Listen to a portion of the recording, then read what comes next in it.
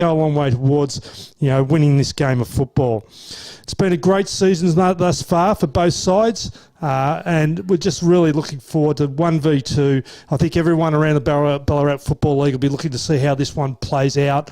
And as both sides, going through their warm-ups, I'm sure they're nervous. They're just waiting to see where they're actually situated around 5 o'clock this afternoon.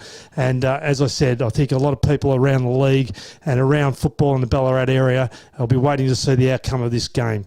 Can East Point, I was going to call them East Ballarat, that was prior to 2001, but can East Point really take it up to a very, very strong Melton side? I think they can, particularly here on their home deck. We've got a pretty good crowd in attendance, beautiful setting, as I said, beautiful conditions, and we're just looking forward to this one kicking off in a few moments' time. I think, both coaches be very, very studious of what actually takes place over the next couple of hours. I think they'll be looking to see where they can win the game against each other. Even if they do lose, what are their learnings from it, and what style of play is going to give them the best shot in September.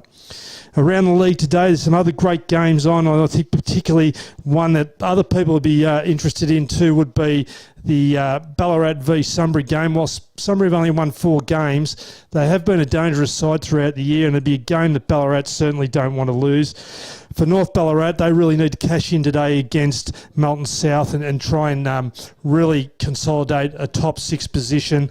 Hang on to 6th spot at the moment, but a big win there would go a long way towards them, staying in the finals race. We've got a very good Sebastopol side playing Lake Windaree, and Sebastopol should really win that game, and Bacchus Marsh versus Redan should be a ripper as well. So all in all, great round of football coming up, and after today we should really have a better understanding of how the final system is going to play out and who's going to play who in a couple of weeks' time. The Eastern Oval, as I said, great venue for football. Historically, in the past, it has played host to grand finals prior to Mars Stadium and certainly after the City Oval, and you can see why.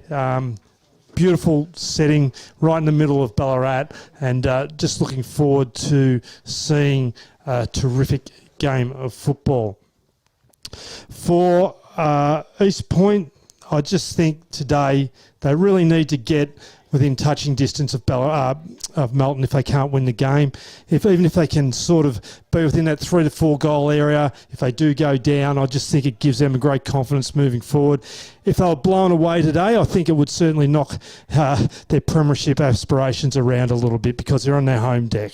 Melton, I'm sure, are very, very keen to flex their muscles. And you look through the Melton lineup, there's just a number of guys there that have played great VFL football or been in the VFL system. So Lockie Hickey was certainly one.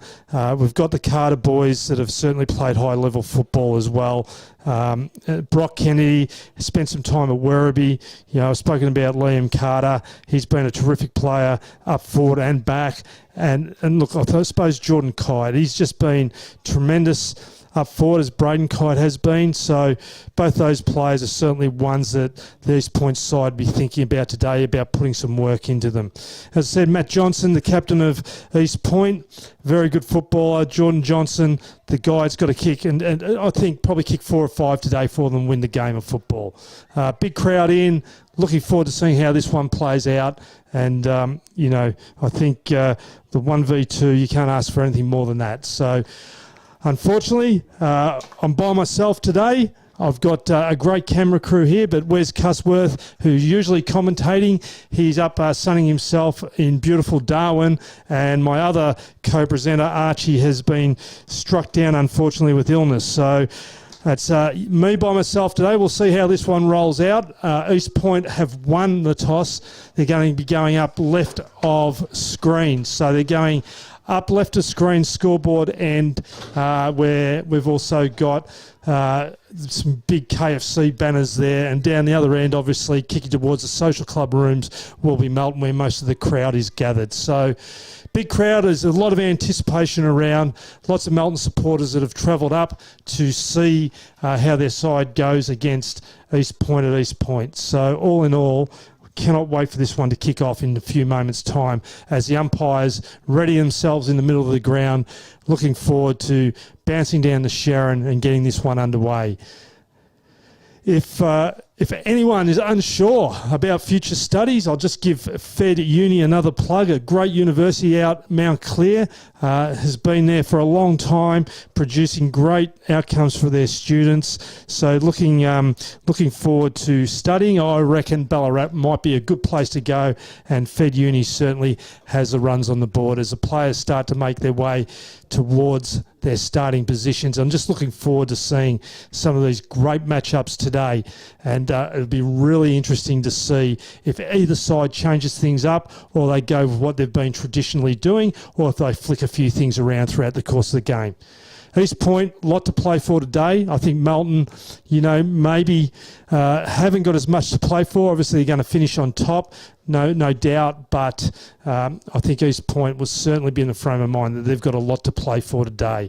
And just looking at a couple of players making their way to positions, we've spoken about Adrian Manito, Funky Cold Manito, playing down back. He's jumping around like a jackhammer out here on the wing, and it'll be interesting to see how much run and carry he gives the Melton side today as the big boys meet in the middle. And we're looking forward to Thomas Brown for East Point going up in the ruck to try and give his side first crack at it, and Jack Walker, the Melton leader, in the middle as well. As the umpire comes in, looks around, makes sure his players are ready to start this cracking contest. Holds the ball up, and the traditional Eastern Oval siren gets us away. Great tap. Walker wins the ball, drives Melton forward straight away. Great defensive punch from East Ballarat, and they've got the numbers to the ball as they drive the ball around towards the boundary. That's a great little kick there by Harry Garnley. But Melton once again drive the football forward towards their forwards. Carter couldn't mark. Lee again. It's a handball. Ball bubbling around, lots of pressure around the contest. Ball up in the air. Won't be paid. Once again, ball driven forward in the pack, and I think the umpire will come in and say, enough's enough, boys, and I'll bounce this about 55 metres around from the Melton goal. So Melton, from the one clearance, got a good clearance away through Jack Walker as the big boys go up again. Another tap win to Melton, taken away by Liam Howard. Ganley again kicks in towards Brown. Brown can't get there. Carter tries to get the ball. All right, Melton now working the ball forward out towards Funky Cole, but it goes out a bounce on the full, and it gives East Point the chance to drive the ball forward on the half-back flank. Short kick down the line. Ball goes up. Hands back. Suter drives the ball forward. But once again, just early days, East Point backline just holding up at the moment, and they go short. Nesta can't pull it off. Walker now has the ball. He uses his hands, pushes backwards. Funky Cold Manito. Manito's got the ball, already having an impact, this boy. He's been impressive all year on the wing position. He hasn't really got much to go forward to, so I think he's probably going to go long, and he does that. Ball goes over the back, always dangerous for the opposition. Hickey there for Melton, but ball driven out again by the East Point defenders. Kick forward by Lachlan Watkins. Dribbles towards the goals, and I think it's a goal. Liam Carter, the ball always dangerous when it dribbles over the back, and particularly when Carter's in the vicinity. As I said before, he has great football experience in VFL level, and he just read that ball better than everyone else. And for East Point, they've really got to rectify that. If you're defensive, you can't allow the ball to dribble over the back. So a great start for Melton, and one that would give them a great bit of confidence early on in the game.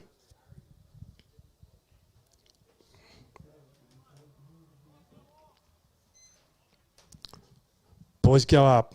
Once again, another clearance. That's 3 from 3 for Melton as they drive the ball forward. Putting Point defenders are under the pump. Once again, they're prepared to use hands, try and work their way out of trouble. Goes short. And Liam Howard has the football at half-back for East Point. Howard goes in short. Ball once again, half-back flank. They're going to persist with this short game. Ball just marked, I think, outside the boundary, and the umpires are going to have a discussion here. And I think Suter's going to get the ball for Melton. So Blake Suter always gets a lot of the football, drives the ball deep again. Oh, it's a great mark, defensive mark by Matthew Johnson, the skipper of East Point. Johnson gets on his bike and drives East Point into the forward 50 for the first time, and he's been dealt with unlawfully and after he kicked the football. So this now gives East Point a great opportunity to have a shot on goal.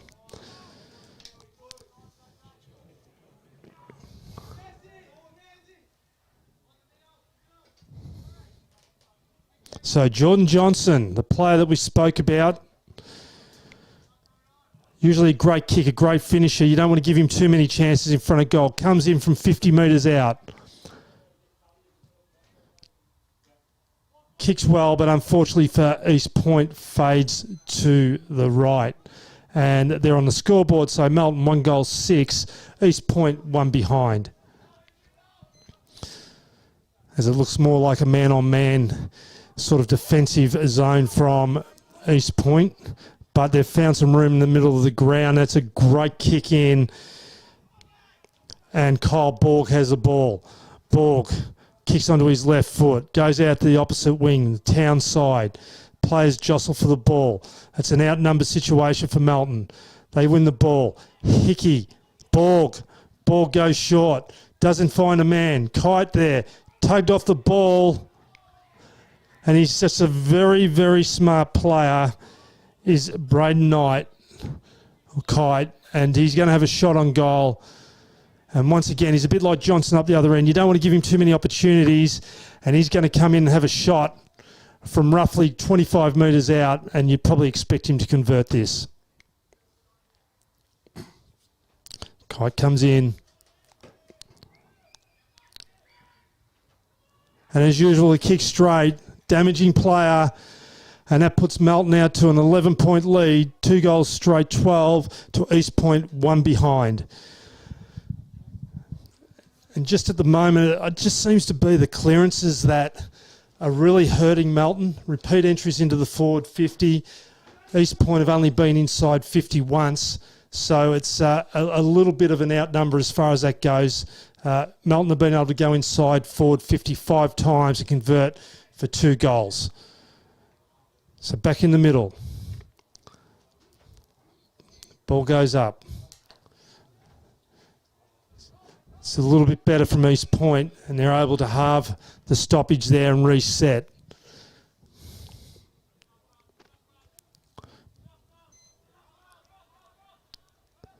Once again, ball bobbles around. And some territory gained from East Point for the first time from clearance. Liam Howard goes out wide. Johnson can mark. Great hands. He gives East Point an opportunity. He squares the ball up. That's a great kick. And Joe Dodd has marked directly in front. And he'll be kicking once again from about that 25-metre, 30-metre range. And just really important, highlights the importance of at least halving the stoppage or winning the stoppage. It's going to give East Point a chance to win the game if they can do that. Dodd comes in. Kicks truly. It's a great kick. And that'll give East Point some confidence as Joe Dodd puts the first on the board and closes the gap back to a 5-point game. It's a really good system there from East Point. Winning stoppage, moving the ball forward, winning the territory game, just putting the Melton defenders under a fair bit of pressure in this Fed Uni first quarter. And let's just see how this clearance goes, because they've got to repeat this and they've got to start winning them to have any chance to beat Melton. Big boys go up. Mark Orr wins a tap, but it goes down to Brown, his opposing ruckman. Ball on the outside wing. Bobbles around. Melton win the football. Ball kicks ball forward, back into the Melton forward 50 where they've been so dangerous and able to convert. Give the hands off. It's a kick into the forward zone. Hickey or Borg. Borg, a dangerous player. He's crumbed that beautifully. High ball into the forward 50, just able to create a contest down there, front and centre.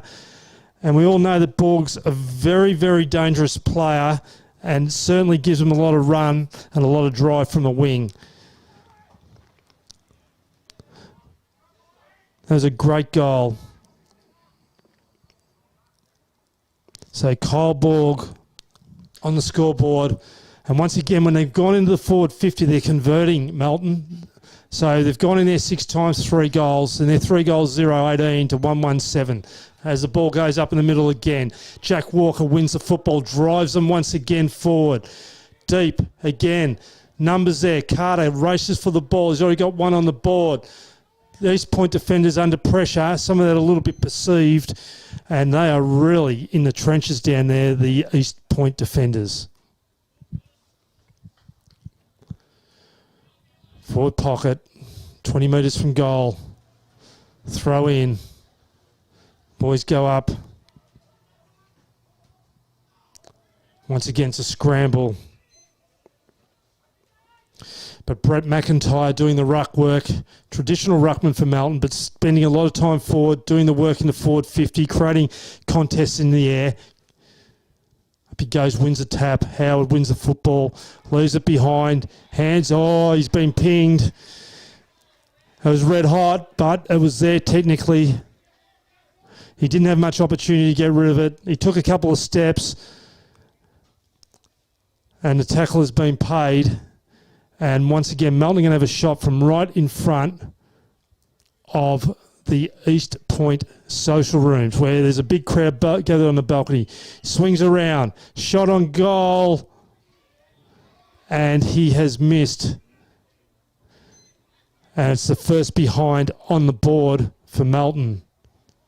So a miss there by Jacob Hickey for Melton. And they go to 3 goals, 1 to East Point, 1 goal, 1. Ball driven in long to half-back flank. Probably a little bit wider than that. And the ball trickles over the boundary line once again. So pressure building for Melton. Repeat entries into the forward 50. Umpire throws it in. Once again, Borg wins the ball from the contest, but East Point win it back. Brown goes through the middle. Good chain of handballs. Ball driven forward. We've got Johnson one out, and that's dangerous for any opposition player side. East Point bounces. Kick is smothered for Jack Jeffrey. Jeffrey goes in again, wins it to Johnson. Johnson feeds the ball back. Suter wins it. Kite wins the ball back for Melton. Goes short. Carter handballs the ball back into Brock Kennedy, who goes hard at the football. He's going to be pinged. Kennedy went hard at the football, but unfortunately the other sat back. And it is a free kick to Joel Van Meel. He goes long, but once again, Suter, he just reads the football so well. He gets off his man at the right time, uses it well. He goes out wide to the wing, halfback position.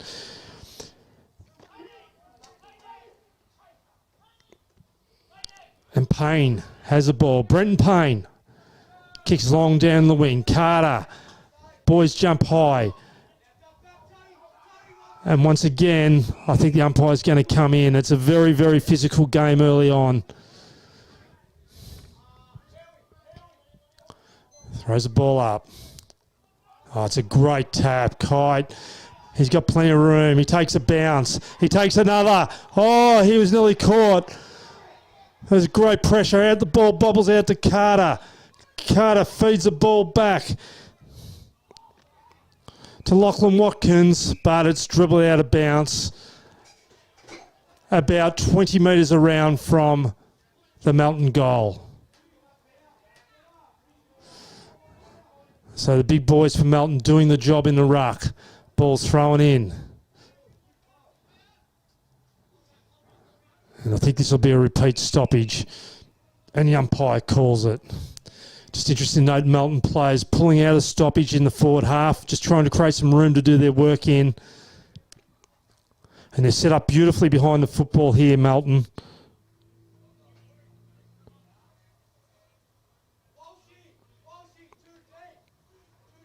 Brett McIntyre just sitting off behind the football here, just waiting for the intercept. Ball tapped into a dangerous position. Ball once again flicking around. Melton drive the football into the front of the goal square. Carter's there again. Dangerous at the back of the pack. Reads the play well. And it's going to be a throw in this time. Probably only really 7 or 8 metres around from the Melton goals. And what they're doing, they're getting the ball into the forward 50, making it really difficult for East Point to get it out and just building pressure with these repeated entries. Ball thrown in. East Point actually win the clearance. And that's a really strong mark by Joel Maher. Maher. He's going to kick the ball to the wing. Pushes out wide. That's a good mark by Nesta. Nesta got a little bit of the ball early. Just backward of the wing. Decides to play on. Kicks the ball about 40 metres. Oh, that's a terrific grab by Mitch Walsh. Really launched himself into the air. Walsh drives the ball even deeper. Johnson's his man. Ball doesn't get marked. It comes to ground. Johnson wins the ball. Maher onto it. He's going to hold it in. But Melton too strong there defensively. They win the football through Jordan Cotter. Goes out wide. All right, finds Heaney. Heaney to Marito. Finds Kite. Kite. Backward of wing. Reels around. They want to go quick, Melton. Drives it forward. And there's that man once again, Borg. Borg really linking up well. Kicks. A great pass. And that's why you don't want him to get too much of the football. So Borg now, he's just passed it off beautifully. And Mark Orr, the number one ruckman at the moment for Melton, is going to have a shot at goal from about 52 metres out. Orr comes in. Kicks. Falls short. Almost unintended, a mark to Melton. Ball bubbling around in the forward 50. And East Point have done a good job to hold that up. Forward 50s at the moment. I think it's about 9-3 Melton's way. They're just really building this pressure, cranking it up on the East Point defence. Ruckman compete. Ball goes to East Point. They try and kick the ball out. Good hands. Kennedy has a shot on goal. Doesn't get there. Hits the deck. Ball bubbling around. Great hands. Marito. That time it was a bit funky cold and it goes to the right and it moves Melton to 3 goals, 220 to East Point, 117.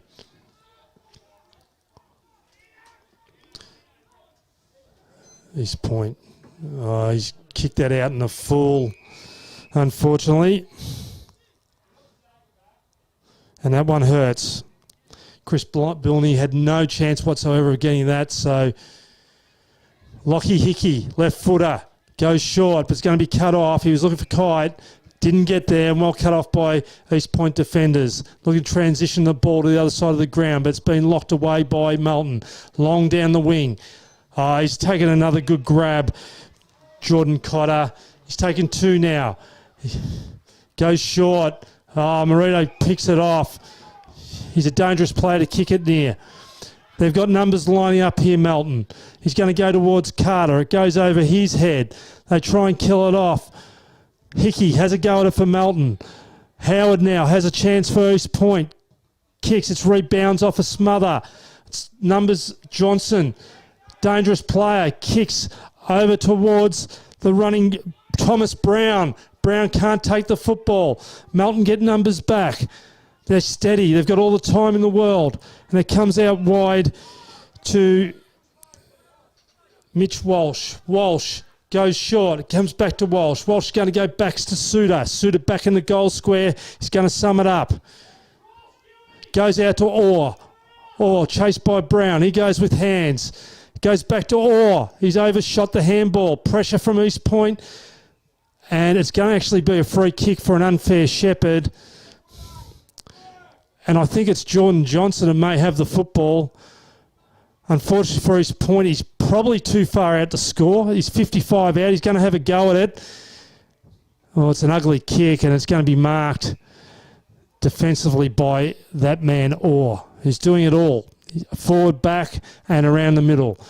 He kicks out, back where the ball came from. And great mark taken there by the Melton players. It goes into Walker. Walker almost at centre half back. He'll go short. He finds Lachlan Watkins. Watkins still inside the defensive 50. He goes short. Patient build up. Ball cannot be marked by Jacob Hickey. It's rebounded though. He's got it back. Goes into the middle. Lachlan Walker gives the hands out. Ball into the forward 50. Carter. Oh, here's a dangerous Brock Kenny on the left foot. He doesn't miss many of these. That's why he's so dangerous, Brock Kennedy. He's been a good player at many different levels around Victoria, and you give him a chance to get some outside ball and run and carry into the goals, he's going to hurt you every day of the week. So that's a great goal, great running goal, and that puts now Melton to 4 goals to 26, a 19-point margin to East Point 117 as we come up to the 20-minute mark of the first quarter. The Fed Uni first quarter. And that's going to give a player like Brock Kenny a whole lot more confidence. Ball goes up in the midfield. Ball goes towards the Melton. No one can win it clearly. It's probably just bubbled along 5 metres towards the Melton end. So Orr going up. He's got a bit of a height advantage. Hits the ball back towards his goals, but it's well crumbed by East Point as they go into the forward 50. But once again, a defensive punch. Ball now comes out towards the wing position. Hickey can't mark. East Point got numbers inside here, and that's exactly where the ball goes to. It's a great kick. Suter can't mark it. It's crumbed. Ball bounces, and that's a great goal to East Point. Bryson McDougall, even though he's a tall player, he looks a little bit injured at the moment. Looks like he may have done something, but he actually crumbed that ball well. He's in a world of hurt. Looks like it could be a lower ankle, or it would be a lower ankle if it's his ankle, I suppose. But he did that beautifully, and it just gives East Point a bit of a sniff as far as staying in touch with Melton.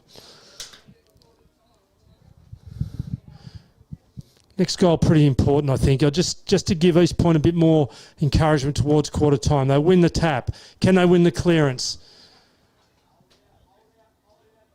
They can. They drive the ball forward. Matthew Johnson drives it forward. Ball's won. Beautifully by Joel Maher. Maher back out to Matthew Johnson. McDougall. Maher. Handballs the ball forward. Melton under pressure for the first real time today. Ball goes out towards Ball. Can't be won. Hands by East Point. They drive the ball into the forward 50, but once again, Orr's just standing back and marking everything unattended at the moment. They're going to work out with hands or Shepherds. He gets the ball back. Great follow-up play by the big man. Looks for Carter. And the ball has bounced out, and we're just at the half forward, in between wing and half forward for East Point, who have actually put the pressure up a notch or two in the last couple of minutes. One-on-one around the clearance. Ball falls shallow here. Melton try and rock it forward. Indirect disposal, but not caught. Lachlan Walker, handballs. Ball goes back towards the Melton goals. This is where they've been so dangerous. Got a 3v2 here. They win the ball, feed out the hands, but East Point win the football through Mitchell Tuddenham. Tuddenham finds a release player over towards the East Point social rooms. Ball driven out to the wing. McDougall takes a mark. Well, it's actually Joel Van Meel, not McDougall. Van Meel drives the ball forward. It's a 2v1. Once again, they're looking for Jordan Johnson. And why wouldn't you? But when it's a 2v1, it's going to make it really difficult for him to have the impact that he usually has when it's a 1v1. East Point, 2 goals, 1-13. Trail Melton, 4-2-26. And as we go towards time on here, 24 minutes in to the first quarter. Hickey, Borg. Borg wins the ball, feeds it back. Melton move the ball towards their half-forward line. It's a one-on-one. East Point defenders stand up, and the umpire's going to come in and say, okay, I'm going to have it, and we're going to reset. Bit of a mismatch, certainly down the forward line for Melton. They've got some height advantage down there as they're trying to reshuffle the deck chairs East Point. They do so. Once again, it looks like a clearance won by East Point, maybe. And the ball's going to be balled up. Umpire comes in. Matthew Johnson doing a heap of work, trying to lead East Point the best he can around those clearances. Howard kicks the ball forward.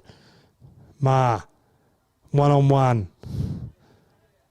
Looks like the ball's going to dribble out, maybe. And it does.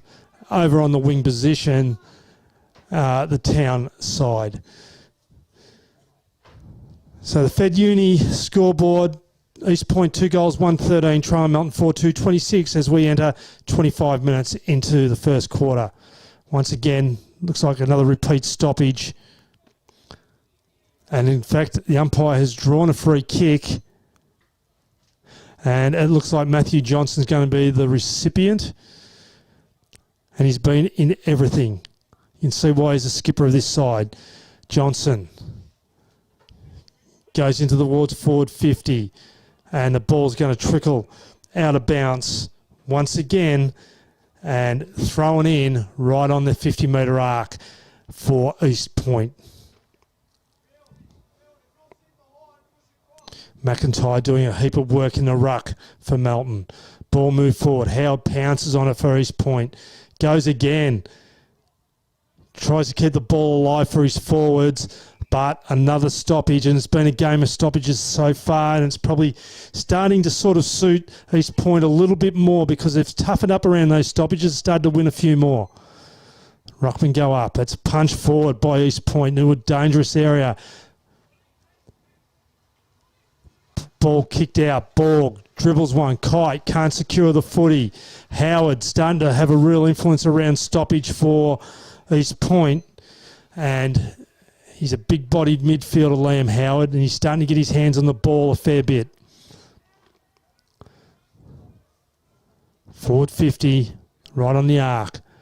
Another stoppage win. Howard once again wins the football, drives it forward. Ma can't win the football. Ball hits the deck. Suter, well, there's a bit of a Jack Ginnivan in that one. He sort of dropped the knees a little bit, and he's won the free kick. Deep defensively for Melton, just to take a bit of sting out of the game. He goes across the face of the goals. He finds Brenton Payne. He comes out wider. Finds Lachlan Phillips. Oh, it's a great kick. And he finds Luke Heaney. Heaney, half-back for Melton. He decides to go down the line. Oh, it's probably not his best kick, and he kicks it out of bounce on the full. So East Point have got time to hit the scoreboard again here if they really push the ball forward quickly. Ganley goes long down the line. Duke couldn't mark. Johnson puts the pressure on, and it's going to be a boundary line throw in 55, 60 metres around from the East Point goal. 27, almost 28 minutes gone. First quarter. Fed Uni first quarter. The Ruckman go up. Ball dribbles over the back. Quick kick from McIntyre. And it's going to be won by East Point. No, he couldn't take the mark. Lachlan Hickey on his dependable left foot. Kicks the ball up high. It's a real chaos football. Important ball to win here for East Point. They can't really get away. It's great pressure, outnumbered by Melton players. Ball and half forward. And East Point might be happy with that. No, it's still alive. Dangerously. There's some real pressure around the contest at the moment. East Point drive the ball forward. He's tracked him beautifully. He's tracked Suter beautifully there and tied him up. He asks the umpire, can I please have a free kick? And he says, no, you cannot. So it's going to be a throw up half forward for East Point, who really started to equalise the forward 50s. McIntyre goes up.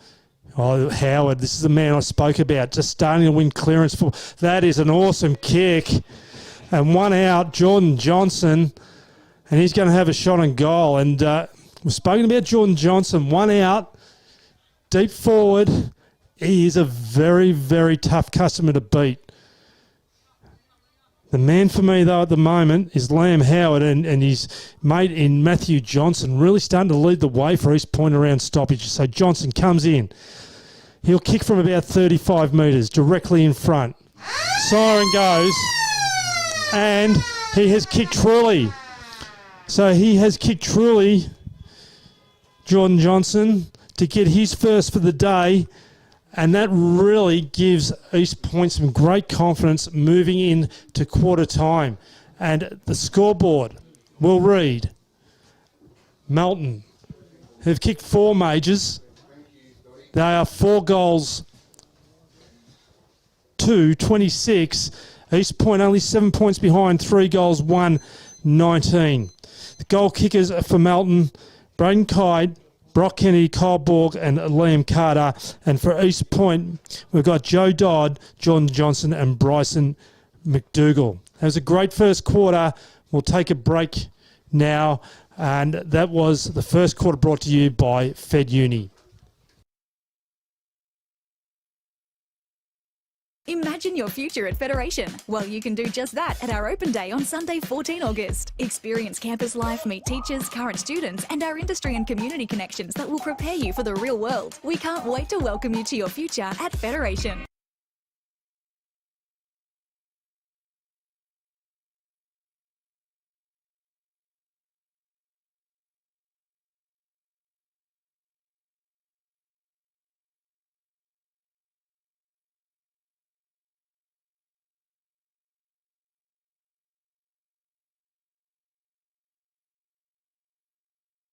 Imagine your future at Federation. Well, you can do just that at our open day on Sunday, 14 August. Experience campus life, meet teachers, current students, and our industry and community connections that will prepare you for the real world. We can't wait to welcome you to your future at Federation.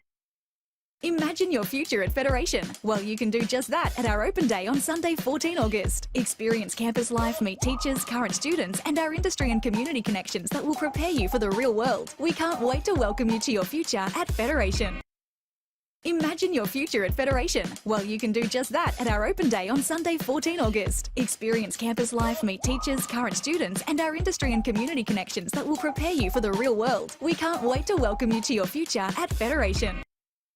Imagine your future at Federation. Well, you can do just that at our open day on Sunday, 14 August. Experience campus life, meet teachers, current students, and our industry and community connections that will prepare you for the real world. We can't wait to welcome you to your future at Federation. Imagine your future at Federation. Well, you can do just that at our open day on Sunday, 14 August. Experience campus life, meet teachers, current students, and our industry and community connections that will prepare you for the real world. We can't wait to welcome you to your future at Federation. Imagine your future at Federation. Well, you can do just that at our open day on Sunday, 14 August. Experience campus life, meet teachers, current students, and our industry and community connections that will prepare you for the real world. We can't wait to welcome you to your future at Federation. Imagine your future at Federation. Well, you can do just that at our open day on Sunday, 14 August. Experience campus life, meet teachers, current students, and our industry and community connections that will prepare you for the real world. We can't wait to welcome you to your future at Federation. Imagine your future at Federation. Well, you can do just that at our open day on Sunday, 14 August. Experience campus life, meet teachers, current students, and our industry and community connections that will prepare you for the real world. We can't wait to welcome you to your future at Federation. Imagine your future at Federation. Well, you can do just that at our open day on Sunday, 14 August. Experience campus life, meet teachers, current students, and our industry and community connections that will prepare you for the real world. We can't wait to welcome you to your future at Federation. Imagine your future at Federation. Well, you can do just that at our open day on Sunday, 14 August. Experience campus life, meet teachers, current students, and our industry and community connections that will prepare you for the real world. We can't wait to welcome you to your future at Federation. Imagine your future at Federation. Well, you can do just that at our open day on Sunday, 14 August. Experience campus life, meet teachers, current students, and our industry and community connections that will prepare you for the real world. We can't wait to welcome you to your future at Federation. Imagine your future at Federation. Well, you can do just that at our open day on Sunday, 14 August. Experience campus life, meet teachers, current students, and our industry and community connections that will prepare you for the real world. We can't wait to welcome you to your future at Federation. Imagine your future at Federation. Well, you can do just that at our open day on Sunday, 14 August. Experience campus life, meet teachers, current students, and our industry and community connections that will prepare you for the real world. We can't wait to welcome you to your future at Federation. Imagine your future at Federation. Well, you can do just that at our open day on Sunday, 14 August. Experience campus life, meet teachers, current students, and our industry and community connections that will prepare you for the real world. We can't wait to welcome you to your future at Federation.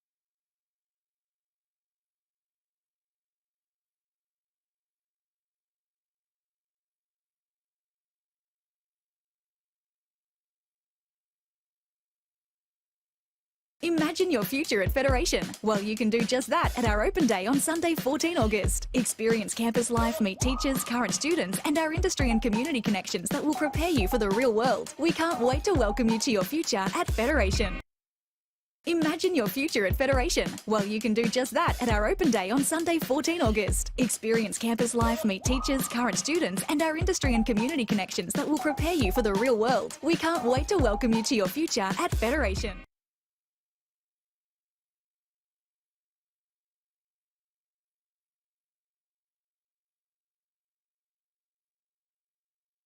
Imagine your future at Federation. Well, you can do just that at our open day on Sunday, 14 August. Experience campus life, meet teachers, current students, and our industry and community connections that will prepare you for the real world. We can't wait to welcome you to your future at Federation. Imagine your future at Federation. Well, you can do just that at our open day on Sunday, 14 August. Experience campus life, meet teachers, current students, and our industry and community connections. Welcome back to the Eastern Oval, where the scoreboard reads East Point 3 goals, 1-19, Melton 4 goals, 2-26, and an entertaining first quarter at the Eastern Oval. And this second quarter is going to be brought to you by Buxton Real Estate. So if you're looking at renting a house, buying a house, getting some property, they are the people to see. As the umpire comes in to start the second quarter, what's been an intriguing battle so far. So Orr and Brown go up. Miko wins the ball, and I'll talk more about that in a minute. Melton try and repel the football. They're under a great deal of pressure. The East Point pressure really built up all over the ground. Marito trying to get the football out for Melton, but I think once again the umpire's going to come in and say, I'm going to ball this up, boys. And we're 55 metres around from the East Point goals.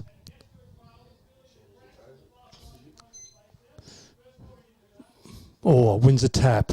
Once again, Mika all over that. And my apologies, on the score sheet, I forgot 2 number 8s, Liam Howard and Mika. And I was giving all the credit to Liam Howard, who's probably playing a fair game, but Mika's been extraordinary around the stoppages. So Melton try and win that football once again. East Point really driving forward from stoppage. Ball kicked off the ground into a dangerous situation. And the crowd certainly up and about over on the balcony of the East Point social rooms. There's a big crowd built up over there, and the ball's going to be thrown in directly in front of the boys and girls over there enjoying this great game of football. Brown, or go for it, or wins the ball. It doesn't tap it too far away because it's defensive, but he swoops on his own work. It goes towards Carter with a big kick towards half back. Ball now once again in a contest. And we spoke about in the first quarter, just been a game of stoppages. And it seems to be just starting to suit East Point just a little bit more. Sort of slowing down the forward entries of Melton. Brown will go at it again. 50-50, they win the ball, East Point, but once again chopped off. And we're going to have another stoppage. McIntyre down forward, can smell a goal. He's got a bit of a height advantage down there for Melton. Ball thrown up, just backward of centre. Once again, East Point getting first hands on the ball around stoppage. Johnson in there battling away for his side as skipper. Another tackle. But we might be about to break the record for stoppages in a Ballarat Football League game the way we're going, and the umpire's going to come in and ball it up on the true wing. Ball hit out. Well done by East Point. Once again, we're going to get another stoppage, and we're very privy to be able to hear the instructions from the East Point coaching staff, and they said they just want repeat stoppages. They're very happy with this, and I tend to agree. They're just stopping a bit of run from Melton. Okay, Brown and Orr go at it again. This time Orr's sick of these little tight stoppages, tries to hit the ball forward. Mika gets the ball, holds on to a great ball security, and there's going to be another stoppage and no territory given away at this stage by East Point. 3 minutes into the quarter, and the ball hasn't got past the centre for Melton. So they're happy with this East Point, the way it's going. Brown or uses his strength. This time he puts the ball forward. The dangerous kite goes for the ball for Melton. They try and get through. Great tackle from Howard for East Point. Ball once again bubbling around, but East Point are going to be happy with another stoppage. This time it's about 45 metres from the Melton goal. The ruckmen are going to be pretty tired tonight, I would think. So it looks like Liam Carter's going to do the ruck work for Melton. Johnson couldn't win the football clearly. Oh, that looked like a high tackle. East Point coming. It's a dangerous kick, but he's got it over the back of the Melton players. Ball gathered by Liam Canny. Goes back in. But I just think these Point players are really starting to build some frustration in Melton. They're not getting the game on their terms. And they're loving the scrap. They're loving the scrap around the ball. That's what their aim is, and they're actually delivering. Orr and Brown go again. Brown probably hits it in a bit of a dangerous area. Melton win the football contest. Oh, they fly up high. This is a physical game. And the umpire's going to ball it up this time about 25 metres from the Melton goal. It's great commitment from Jake Toolman there from East Point to fly with the flight of the ball. Mika couldn't take it. McIntyre pounces on it for Melton. But once again, East Point players just sitting off the contest a little bit, ready to tackle their Melton counterparts if they win the football. Another stoppage, this time 15 metres out from the Melton goal. McIntyre wins the tap. And if we're thinking about breaking the record a moment ago for stoppages, I think we are well and truly on track, as the umpire's going to come in and ball it up again in the forward 20-metre zone for Melton. Mika wins the ball, kicks it out. High kick, can't be won. East Point just knock it their way. Once again, they're just really working hard in the clinches. A tackle. Oh, that's great vision. Melton are out here. Oh, great tackle from Canny. And he's been rewarded. Liam Canny really committed that contest then. It's defensive 50. Kicks, it's a nice kick. Mitch Walsh kicks on the 45. Ganley, he gives a handball run from behind. It wasn't taken. And the umpire's going to say, oh, he's got a free kick. He was lucky. If you're going to deliver with hands from behind, you need to make sure you're hitting it properly. Brings it out towards half back. Lovey has a ball. half-back flank. Looking for his options. He decides to go long down the line. Johnson's his aim. Can't mark it. Borg, dangerous ball. Finds Manito, who's now true centre-half back. He's looking for options. But once again, East Point just cutting off any real outlet. He decides to take a bounce, try and open up play a little bit. Pushes it out wide. Lachlan Watkins decides to come inside a little bit. Manito once again, he's a hard-running player. Kicks forward. McIntyre leads up 60 metres, 65 metres, probably 70 from goal. He's called to play on. And he finds a Lachlan Walker, I think it is. No, it's actually Liam Carter. And Liam Carter is going to kick from about 46 metres out. He's on a bit of an angle right in front of the scoreboard here at the Eastern Oval. And he's a great finisher, Liam Carter. He already has one major to his name. And he comes in, Carter. So just relieve a little bit of pressure that's been building on Melton. Carter comes in, direct approach. He's a lovely kick of the football. Kicks. It's long. It's to the face of the goals. And it's just gone over the back of the pack. And he didn't quite get the distance. I think the umpires are going to have a conference here about whether the ball hit the behind post, it's out of bounds, or it's through for a behind. And they're happy to say it's a behind. So Melton now go to 4 goals, 4, 28. East Point, 3 goals, 1, 19. Ball's kicked in. Or well cut off. It's well cut off. The kick in was just a little bit shabby. Made work hard for Samuel Q. And it's going to be a boundary throw in right on the forward 50 for Melton. So Brown and McIntyre are going to go at it again. Lachlan Hickey. Borg. Well smothered. McIntyre goes back in for as a big man. Can't win it. He's tackled really well. And once again, another stoppage just on the forward 50. And we've played nearly 9 minutes into this quarter, and neither side has kicked a goal. Brown and McIntyre to go at it. Brown wins a tap. Borg wins the ball at ground level, but he's all tied up, and the umpire's going to come in again and have another throw up. McIntyre and Brown working relentlessly for their sides. Up they go. McIntyre wins a tap, keeps it in tight. East Point, Matthew Johnson wins the football out. It's a great little kick to Marr. And Marr, half-back flank for East Point. Looks for an option. Finds one in Jesse Carnes. And Carnes looks inside. He probably hasn't got anything there. He now goes for that kick on the 45. Goes for Mika. Couldn't mark it. Marito wins the football. He's been a rock down there for Melton. Kicks towards McIntyre. It looks like he's a little bit puffed. Great tap work from McIntyre to keep the ball in for Borg. Borg wins the ball. Throws it basically over his head. Ball back in towards the forward 50 for Melton. And we're going to get another stoppage.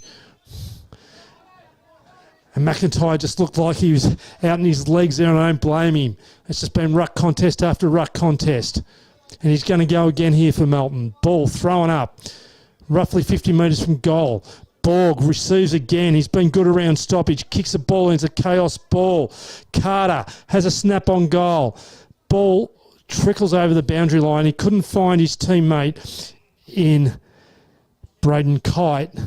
And it's going to be thrown in 10 metres around from the Melton goal. Melton pushing hard here to try and really break this game open, but East Point holding firm. McIntyre wins a ruck contest again. Ball comes out. Cairns drives the ball along his left foot, but it's all Melton. Oh, that's not a great kick. And East Point signalling they're just going to slow it down a little bit.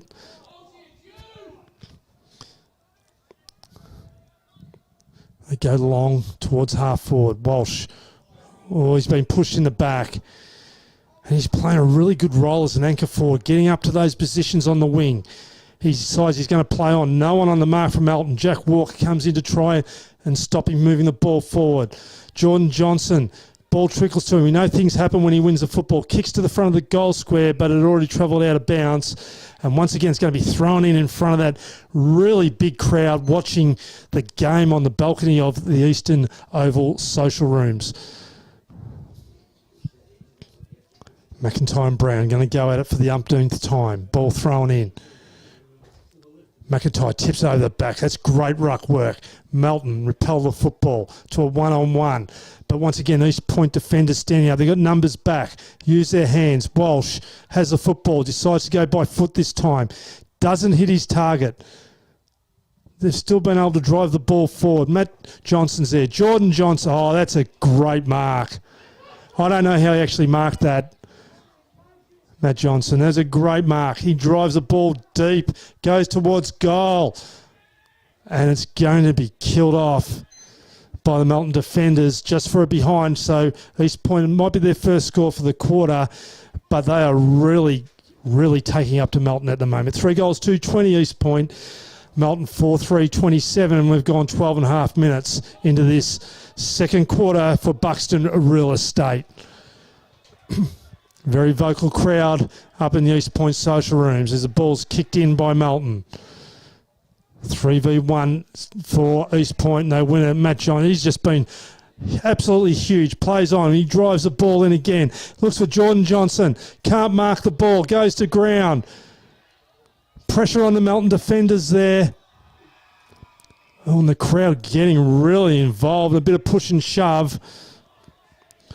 Jordan Kite trying to repel the ball there for Melton, but it was pushed over the line by the pressure of the East Point forwards. Ball thrown in, once again in front of the social rooms. Up they go. Oh, wins the tap.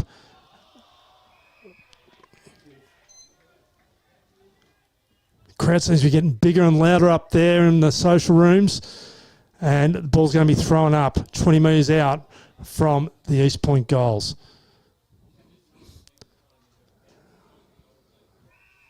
And that's going to be a push in the back. Just a little bit clumsy from the East Point forwards there. And it just gives Suter a chance to take a little bit of sting out of the game. Suter drives the ball out towards half-back.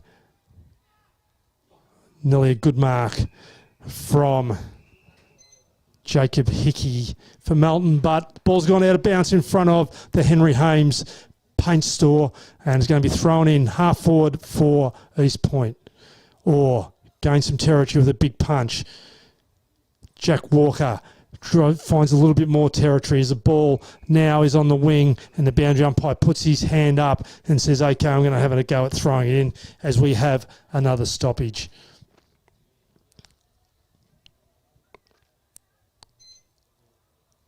Joel Van Meel and all go at it in the ruck. Walker has the ball, dances around. It was Borg. Back to Walker, who's caught with the ball. No free kick. I don't think it's going to hurt them. It's probably more an advantage not to take the free kick. There's a great kick from Mitch Walsh. Walsh goes to Matt Johnson. Jordan Johnson. Oh, he's tackled right in front of the goal. And he's going to be pinged. And the crowd really getting into this. And it's the pressure all around the ground. And it is the tackling pressure of the East Point forwards doing the damage at the moment. And Liam Canny, I think, would be probably the leading tackler on the ground. And not only the way that he's tackling, it's his technique to make sure that he executes the tackle fully. And he's going to have a shot on goal. And he's probably really only 15 metres out on a very slight angle. And he could make this a 1-point ball game. Canny comes in. Lines up. Drop punt. And he kicks truly. And the crowd is really up and about. And East Point go to 4 goals, 2-26. Now only 1 point adrift of Melton, 4-3-27. And this is a ripping contest now. And it's going to be interesting to see how Melton respond. I think the East Point coaching staff have done a great job to try and unpick how Melton play. And I think they've done a great job by just getting repeat stoppages. So ball back in the middle. All the big guns in there for Melton. Also for East Point. Van Meel and Orr go at it. Umpire throws it up. Oh, that's a great tap to Jack Walker. Walker said, I've had enough of this. Drives the ball forward. And that's a nice mark, 50 metres out for Kyle Borg.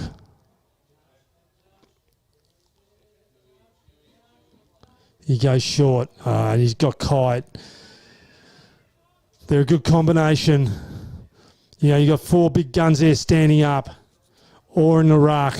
Tapped it down Jack Walker, found Borg, and Borg's got now arguably one of the great small forwards of the competition in Braden Kite. He's going to kick from almost right in front of the scoreboard on the boundary line, and he's going to kick from, 42 metres out. He comes in, kicks, and it's drifted away. And it's through for a behind for Melton, who moved to 4-4-28.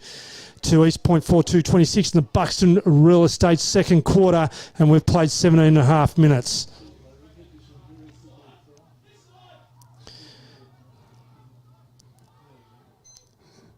East Point come in, goes down the middle. Oh, it nearly came off. It just wobbled through the air. We're going to get another stoppage here. And we're probably 70 metres from the Melton goal. 2-point ball game, 18 minutes into this Buxton Real Estate second quarter. Orr and Van Meel going to do the ruck work again. Or probably just getting on top of Van Meel around tap work. Melton win that. It's a bit of a throw. And once again, it's just because of the pressure from East Point. So Cairns got the ball. Looks for the middle of the ground. He's got Mika, who's been instrumental in this comeback from East Point. He looks to go sideways. Now he decides to drive long. It goes into the forward 50. Jordan Johnson flies for the football. Melton getting numbers back. Suter's the first one there. But once again, wrapped up. Just a bit of concern for East Point. Looks like Jordan Johnson may have just hurt his ankle a little bit going for that marking contest. He's trying to get a bit of a jog up. They can't afford for him to go down. He tries to work his way through that pain. He's actually there. Oh, that should have been nearly a free kick to Jordan Johnson, you would have thought. Suter tries to kick. Mika has a snap on goal. He's going to bounce. And it bounces through for a behind. And once again, that margin closes back to 1 point. East Point 4-3-27, Melton 4-4-28. And we've played 19 minutes into this Buxton Real Estate second quarter.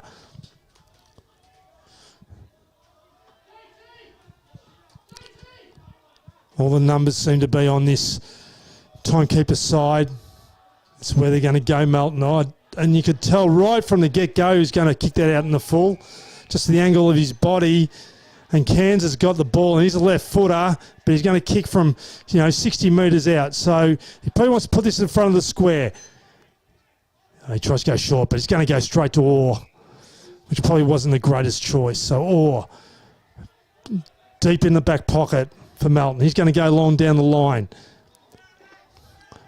Ball flies high. His opposing ruck, Brown, gets it. Quick hands. Cairns. He goes long. That's probably the kick he wanted a moment ago. Into the goal square. Oh, I think it's a mark. And I think it could be our man Jordan Johnson, and it's on down in the goal square. There's a bit of a scuffle. Or it's Kenny, who kicked the last one. And he's been instrumental, Kenny. He's on a tight angle. He looks like he's sore. He's going to snap around the corner. No shot clock here in the Ballarat Football League. The umpire will leave it to his own discretion. He's tucked up behind the point post. Comes in, snaps around. Oh, he's kicked really. That really gets the crowd up and about. So Liam Canny puts East Point in front for the first time today. And they've just had the better of the contest, probably for the last 30 minutes of play, the last 10 minutes of the first quarter, and certainly his first 20 minutes of the Buxton Real Estate second quarter. So the scoreboard now reads East Point 5-3-33, leading Melton 4-4-28. And it'd just be interesting to see how Melton respond to this challenge that's being laid out in front of them. 21 and a quarter minutes into this second quarter. Liam Kenny's just been huge for East Point. They go up again. Or wins the ruck contest. But East Point defenders running off the half-back line. That's a really good, solid mark by Lachlan Hickey.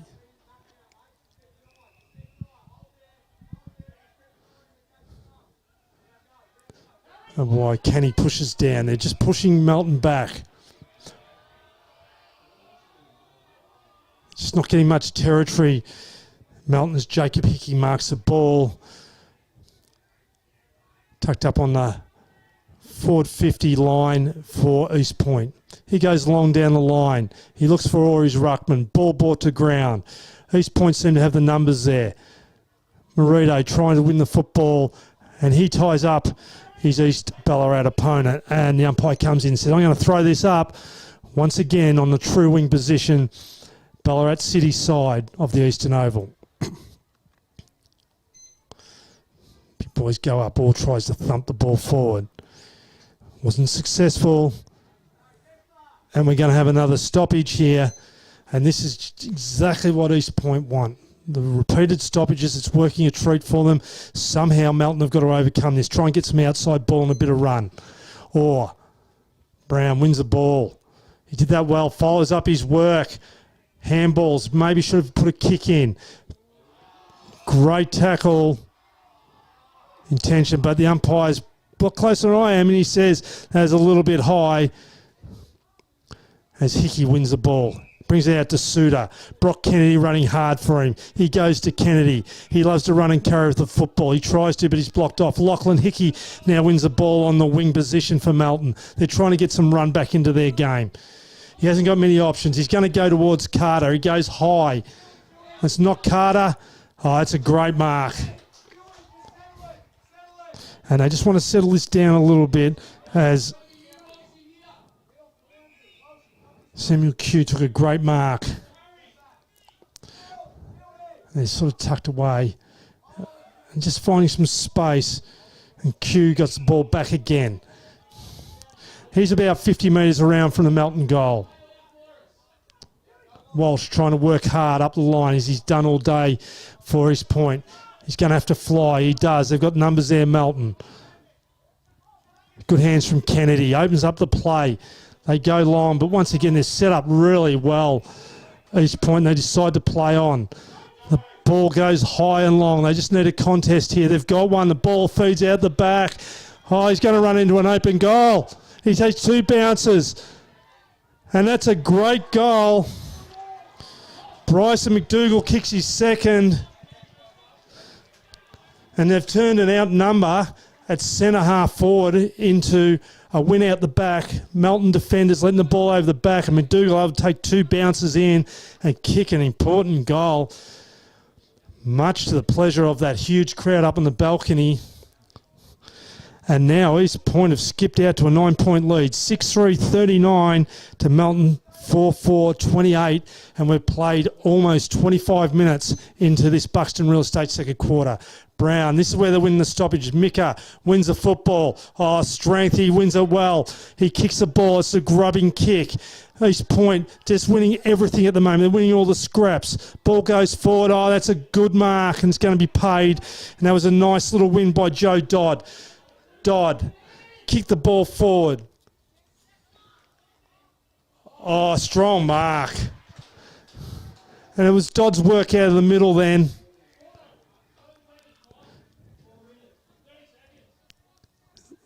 Not long left in this quarter now. So another shot on goal for East Point.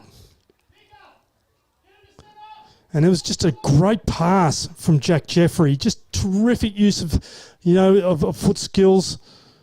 They get one-on-one contests. East Point, and they've got another shot on goal. Comes in direct approach. 45 out. Goes long and goes accurately. And they are up and about. They're playing scintillating football. And that is a great goal by Walsh.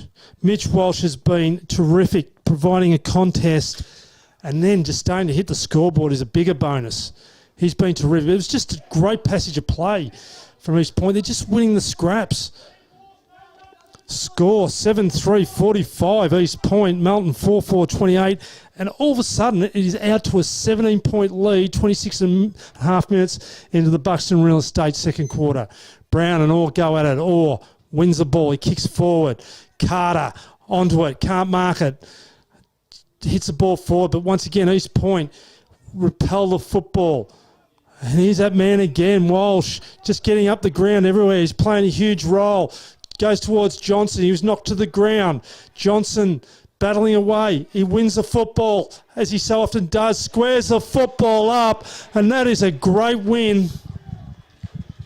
That is a great win, and Jack Jeffrey now has a chance to kick East Point's 8th goal almost 28 minutes into the second quarter, and he's going to kick it on a slight angle from about 17 metres out. Jeffrey comes in. This will bring the house down. Or the social rooms down. Comes in. Kicks. And it's true. He's kicked truly. This has been an amazing quarter from East Point, who have really laid down just an absolutely huge challenge to Melton. And they've skipped out to 8-3-51. Melton 4-4-28, 23-point lead, and we are just about on half-time. 28 minutes into Buxton Real Estate second quarter, and they go up. Orr and Brown again. Brown wins it. Walker trying to lift his side, kicks towards Carter. East Point will be doing everything they can to stop a score from Melton as far as goals go. Borg picks up the ball. It's killed off by East Point as it dribbles towards the boundary line. It's 2v1. They need to kill that football off. They haven't done so. They walk through the tackle, Melton. Borg hits the ball forward, and they've got out East Point, which they'll be happy about. Walsh running hard for the ball. Jeffrey with him. And they'll be happy with that, because the last thing that they would have wanted was a Melton goal right on the doorstep of halftime. Ball just forward of wing towards the Melton end. Ball thrown in. 30 seconds left in this second quarter. Suter wins the football. Goes towards Kite. Ball bubbles out the back. East Point just happy to move the ball forward. It's a territory game. Brown, they've got a sniffer trying to score another goal here. Cairns is his man if he can get it to him. He can't, but he halves the contest, and they'll be happy with that. And they've moved the ball to half forward. 8-3-51 East Point. Melton 4-4-28. Umpire throws the ball up. Orr and Brown go at it. And it's a free kick. There's time on the clock here if they can get another goal. Brown drives the ball and he goes towards Johnson. Oh, that was actually Walsh, who looks like he's absolutely spent after his big 10 or so minutes. Oh, they've caught him up again. Great tackle. And it's only 15 metres around from the East Point goal. And it's going to be a throw up. Brown and Orr. All goes towards boundary line, and it's going to be another throw in. Matt Johnson, Mika, looking for some space to work in here. Pull out of this stoppage and create some room to work in. Or Johnson gets on the end of it, can't quite win it, and umpire's going to say, look, we're going to have another stoppage here. Walsh has dropped back. He's given him an out number behind the football for East Point. Or just try and drop the ball. Johnson wins the ball, has a chance, drives the ball forward into the forward pocket. And it's knocked through for behind for East Point. 8-4-52. Now 4-goal margin. Melton 4-4-28. 31 minutes into this Buxton Real Estate second quarter. Ball driven out. Walsh can't mark it, knocks the ball. Here's another shot on goal. They go forward. Ball's coming around. There's a great effort from Samuel Q, but he didn't quite get it finished off, and another point for East Point. 8-5-53, Melton 4-4-28. 31 and a half minutes into the second quarter. Brock Kennedy, handball. Melton go out towards the wing, and it's going to be a boundary throw in as a siren just about ready to go for half time. 25-point lead to East Point. No one would have tipped this or picked this. Brown and all go again. Melton trying to just get some territory any way they can. Just take some pressure off their defence.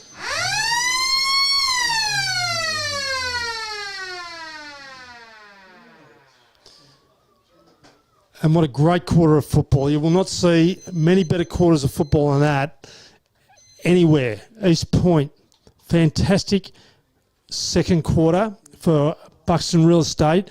Have gone out to 8-5-53, Melton 4-4-28. 25-point lead, and East Point would be extremely confident now moving into half-time. Melton, they've got a huge challenge in front of them. Good sides respond to these. East Point will know they're going to come out hard, so they'll go in and have a chat about what they're doing. I don't think they need to change much. They've made it a stoppage game, and as a result, they've been able to stop the run and the flow of the Melton Football Club. That's it from me for half-time with East Point 25-point leaders.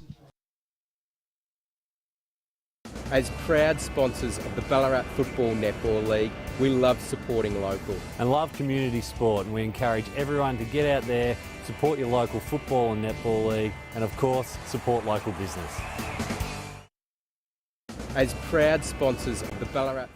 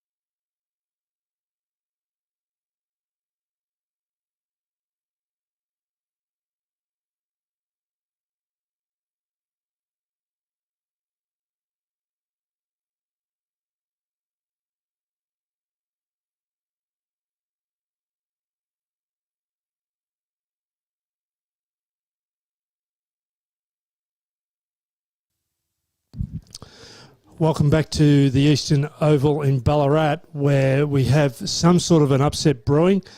East Point, 8 goals, 5-53, leading the laddered leaders and the most dominant side in the Ballarat Football League throughout 2022, Melton, 4-4-28.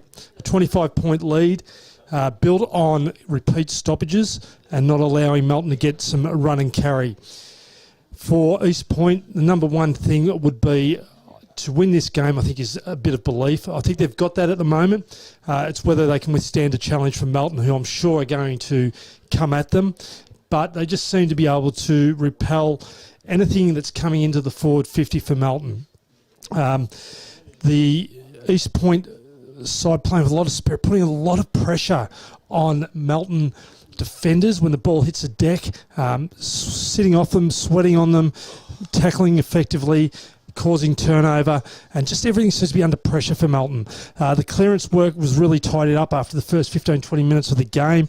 Mick has been tremendous in there, as has the captain, Matthew Johnson. The ruckmen have been really competing valiantly and doing a great job for Melton. They're just not being able to get their hands on the stoppage or win the scraps. And for sides to win games of football,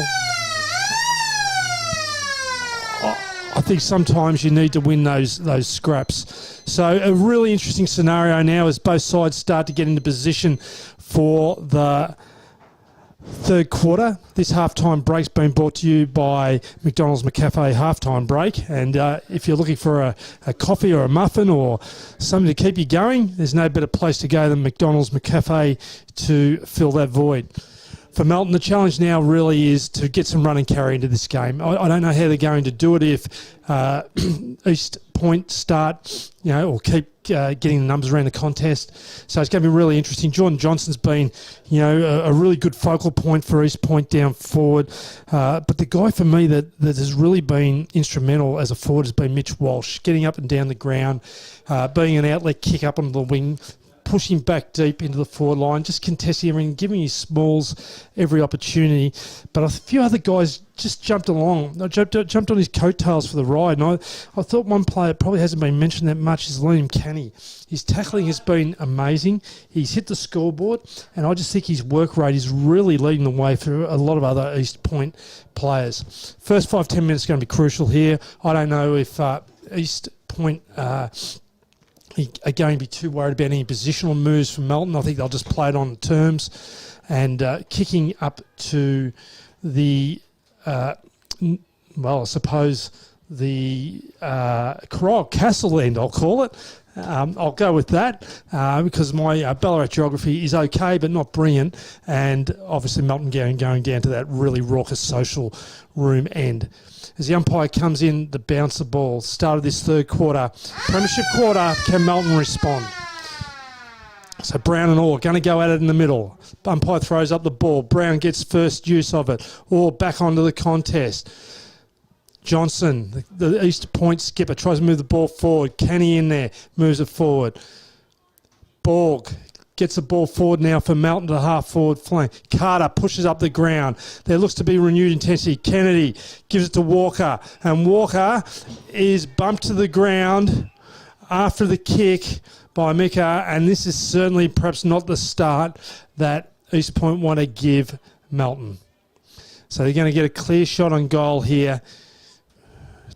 30 metres out, directly in front. And Jack Walker, just a tremendous leader for Melton. And he was involved there. And they just looked better. They looked like they just had a little bit more intensity there, just right at the start as Harrison Hanley coming in now. Directly in front. Kicks, and he has missed it. So that's a let-off. So Melton now moved to 4-5-29, trailing East Point by 4 goals, who are 8-5-53. A minute into this third quarter for McDonald's. The ball kicked out towards half-back. Up the boys go. They can't mark it. Ball brought to ground. Melton go in deep into the forward half. A jump for the ball. And once again, they're going to get a stoppage, East Point.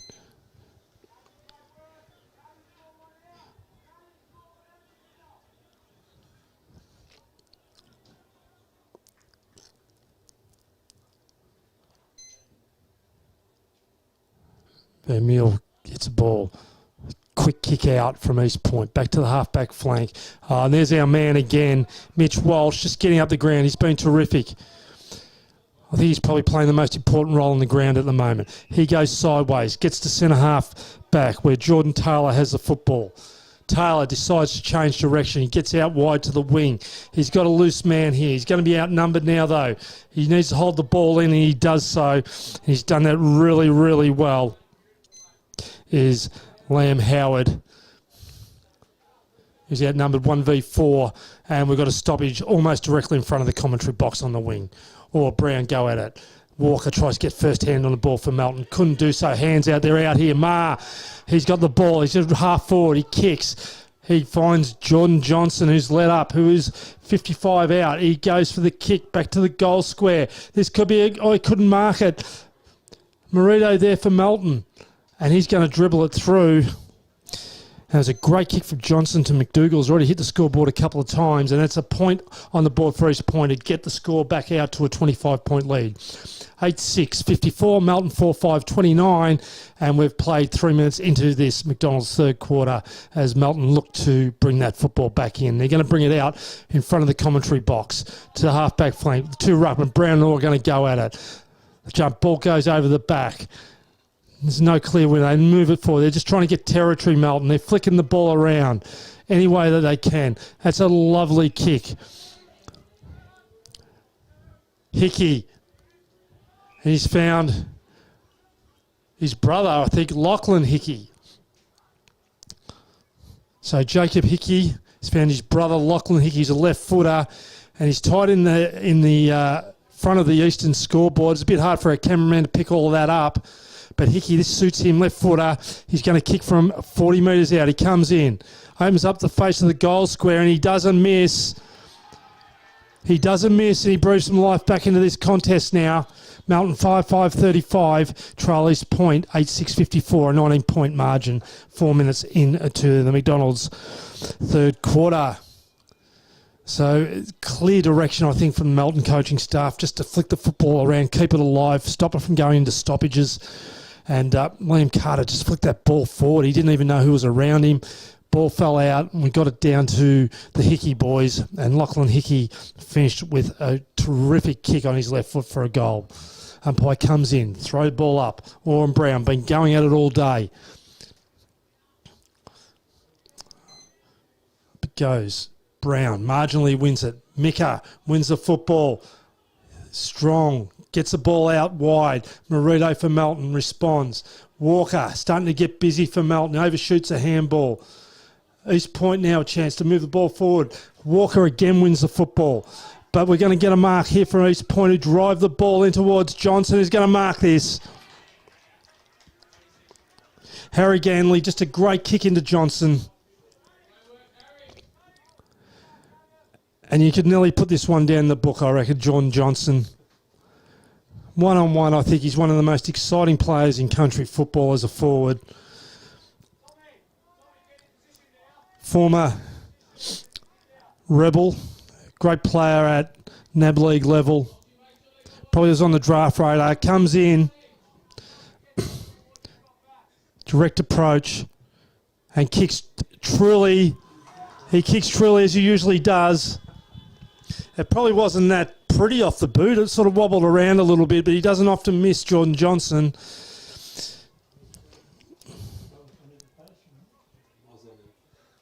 And that really now throws a challenge back once again to Melton. East Point 9-6-60, Melton 5-5-35, lead back out to 25 points. And we've now played 6 minutes 10 into this McDonald's third quarter. Ball up, Brown and Orr. Keep at it. They just keep going. Ball pushed forward by Lachlan Watkins. As a chip man comes into the commentary box. Hot chips. And it's a big long shot by Melton to the top of the goal square. Those big long kicks deep into the goal square probably don't help anyone. They're just easy to defend, and East Point were able to do that. So just to behind the Melton, 5-6-36. Scoreboard's starting to tick over a little bit in this third quarter. East Point 9-6-60, a 4-goal margin. Oh, it's cut off dangerously. Lachlan Hickey. Oh, great play. He's kicked his second for the quarter. Great intercept. Just a dangerous kick, you know, a short 30-metre kick, central. Probably always of the belief if you can go a bit longer and just kill the ball off, that's probably what you go for unless it's 100%. And that was probably more a 60-40 option, and it was cut off. And Lachlan Hickey's kicked his second of the quarter. As I said, that Melton were going to make some changes, and they've done that. They've swung Lachlan Hickey forward, and he's kicked 2 goals in this first 7.5 minutes of the third quarter. 9-6-60 East Point, Melton 6-6-42. And I'm on repeat. Brown and Orr go at it again. Walker, as I said, starting to get busy. They're trying to win the stoppage. He's won the free kick. There's a bit of urgency about the Melton line-up now. He goes out long towards Carter. Carter couldn't mark the ball. There's a free kick paid. It's gone Melton's way. And this is what good sides do. They challenge. And Bailey Mawson, who I saw play as a backman a few weeks ago, and to be honest, had a really quiet first half, has been swung forward along with Lachlan Hickey, and is now going to have a shot on goal on a really slight angle. He's going to have a shot from, 20 metres, 25 metres out, maybe a little bit further. In he comes, Mawson. He kicks like a backman, but he's got it through, and they've got a sniff, Melton.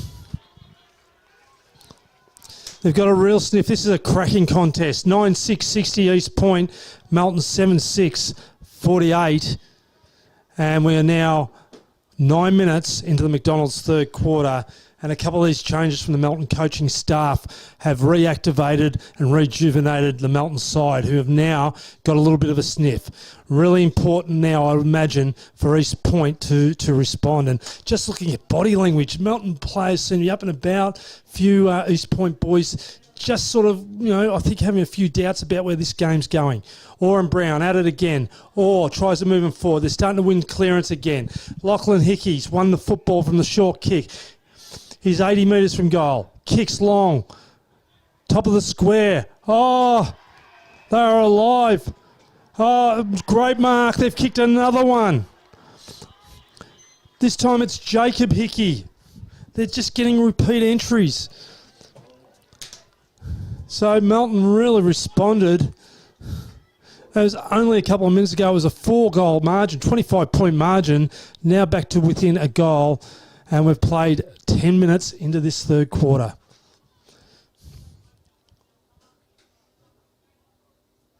So Lachlan Hickey been instrumental in 3 of these goals.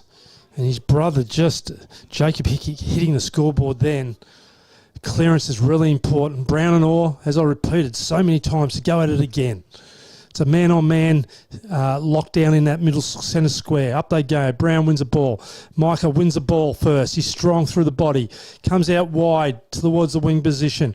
It's a race in 2 towards the boundary line. And I think it's going to go over. It's still in play as Melton try and garner some territory. They do so, but it's over now in front of the Henry Hames paint store on the city side of the Eastern Oval. Heat's gone up in this contest. A real sense of urgency from Melton at the start of the quarter. Orr and Brown. Boundary line throw-in. Brown wins the football. Tries to move forward by hand. But the umpire's going to come in and say, OK, let's have another go, boys. We'll throw this up and see how good you actually are as ruckman as this game progresses. Or been huge. Brown giving away a few centimetres. Orr tries to thump it forward. The East Point skipper and Johnson wins the football. Handball's out. The ball goes towards Jordan Johnson. And he's marked the ball, but I think he's too far out. He's 60 metres out. He decides to get on his bike. Kicks towards the top of the goal square. It's a great kick. Oh, he's marked. Jake Toolman has marked that ball as it drifted over the back of Braden Kite. And this is a really important kick. if East Point can just get that football into those one-on-one contests with Jordan Johnson, they will be hard to beat. But I think Toolman really needs to convert this one just to take a little bit of pressure out of the game. He comes in, he's 30 metres out, almost in front, kicks, and he snuck it home. He has snuck it home. He probably was expecting a little bit more enthusiasm from his teammates, but it's through. And the margin now drifts back out to a 12-point lead. So East Point 10-6, 66, Melton 8-6, 54. Just a really good transition. And Matthew Johnson just stood up there through the midfield, as did Mika. And I think they're the two guys that are going to be really important around clearance. Johnson not in there now at the moment. Jesse Cairns gone in there. Change of ruckman. Mawson's gone in for Melton. They drive it forward again, East Point. Ball's bubbling around, just shoved forward. Jordan Johnson couldn't take it. Oh, that's brilliant play. Oh, he's going to play in danger against Joe Dodd, who's involved in a couple of passages of play there for East Point, and deep defensively almost in the goal square for Melton, just looking for an exit kick.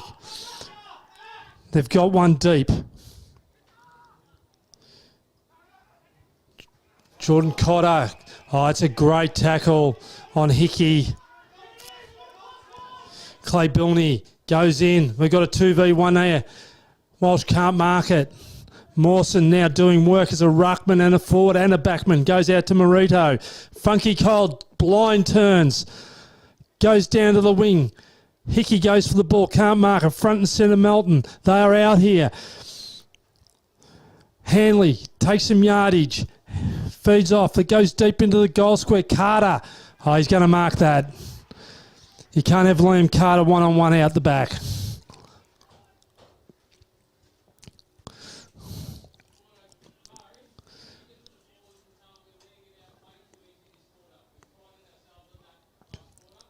Liam Carter, really slight angle. A lot of goals being kicked from relatively straight in front of goal or short distances, and he's going to kick this from 20 metres out. And once again, he's the sort of player who nearly marked this down in the book. So Carter comes in front of the social rooms, kicks, and he kicks accurately. What a cracking contest we've got. If Wes Cusworth is listening up while he's sunning himself by the pool, he's missing out on a cracking game of football. It's actually just a fantastic game as the clouds starting to roll in. There could be a shower of rain. I haven't got my other cameraman here, Caleb, who usually tells me what the weather's going to do in Ballarat. But at the moment, the skies are starting to darken. So game back to a one-goal ball game after that goal from Liam Carter. East Point 10-6, 66, Melton 9-6, 60, and we're 15 minutes into this McDonald's third quarter. Ball goes up. Mika wins the ball at ground level. But once again, Melton drive the ball forward. Oh, that's a strong mark. Luke Heaney, big body player. Haven't seen much of him today. It looks like both sides could be rolling a three-man ruck combination just due to the amount of stoppages. So Heaney comes in, kicks on his left foot, high, long, straight through the middle. Scores tied up at the Eastern Oval. Almost 16 minutes in. This has been an electric quarter of football from Melton.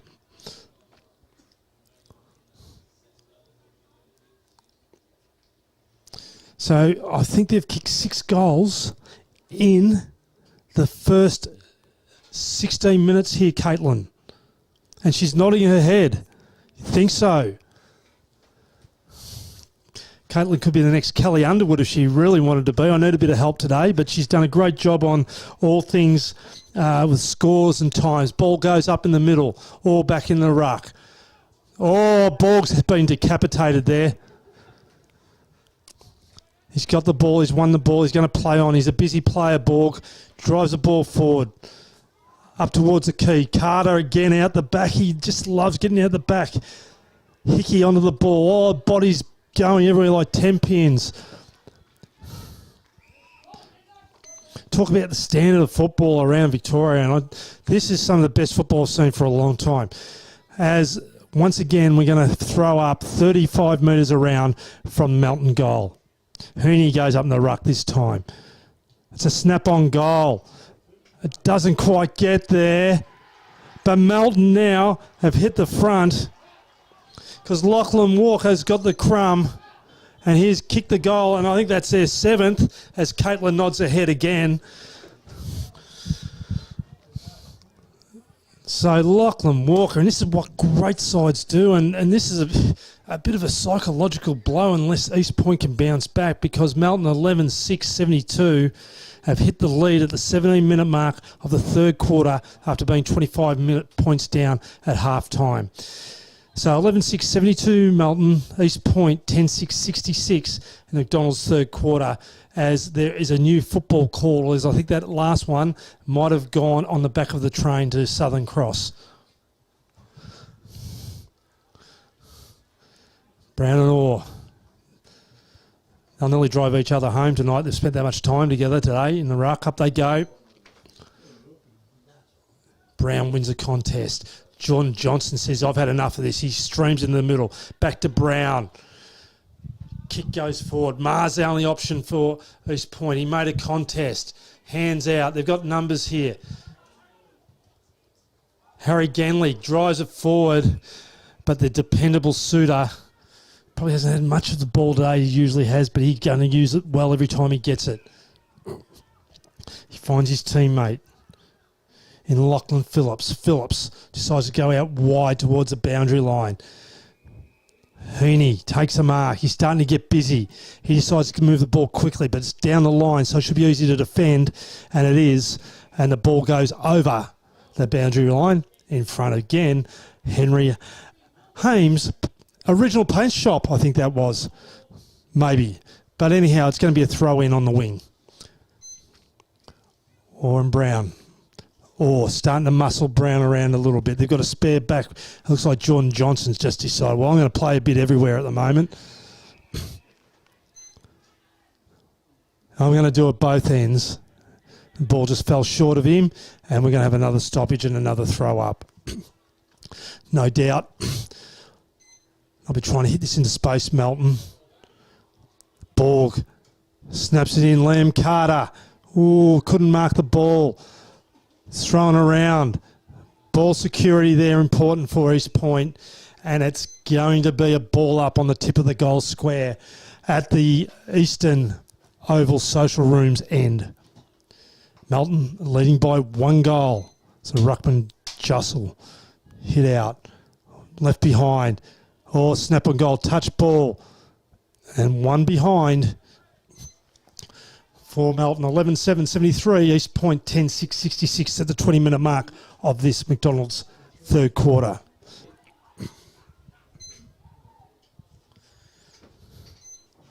Not many options. He decides to go a little bit longer this time and take the territory, which I think is a good option. They all jump. Suter feeds the ball back towards Walker. Can't win it. He grabs it again. He's been taken high, Jack Walker. You can never doubt his toughness. Jack Walker on the wing. Former Williamstown player. Played in a couple of development premierships down there. Bit of senior football. Goes to Funky Cold Marito. Centre half back. He fans the ball out wide to the wing. Borg getting busy. He backs himself in like a stall gift winner. He's away. Takes a bounce. Drives the ball in deep. Kites there. Couldn't mark it. Hickey takes the ball over the boundary line. And East Point defenders under enormous pressure as the umpire comes in to throw the ball in 15 metres around from the Melton goals. 21 minutes into this third quarter. Mawson, he's followed up his ruck work and he's kicked the goal. He has kicked the goal. Bailey Mawson, we spoke about him being a little bit quiet in the first half, but he's just hit the scoreboard twice now in this third quarter. He's flicking between forward and ruck. And the score now reads Melton 12-7-79, East Point 10-6-66. And I spoke about the psychology of this, and sides will get 4 or 5 goals in front of Melton, but they'll be looking over their shoulder because they'll know Melton are going to come hard at them. So East Point really needing to respond now. 22 minutes we've played. Brown Orr, go up. They need to start winning clearance again. East Pointers, it's all tied up.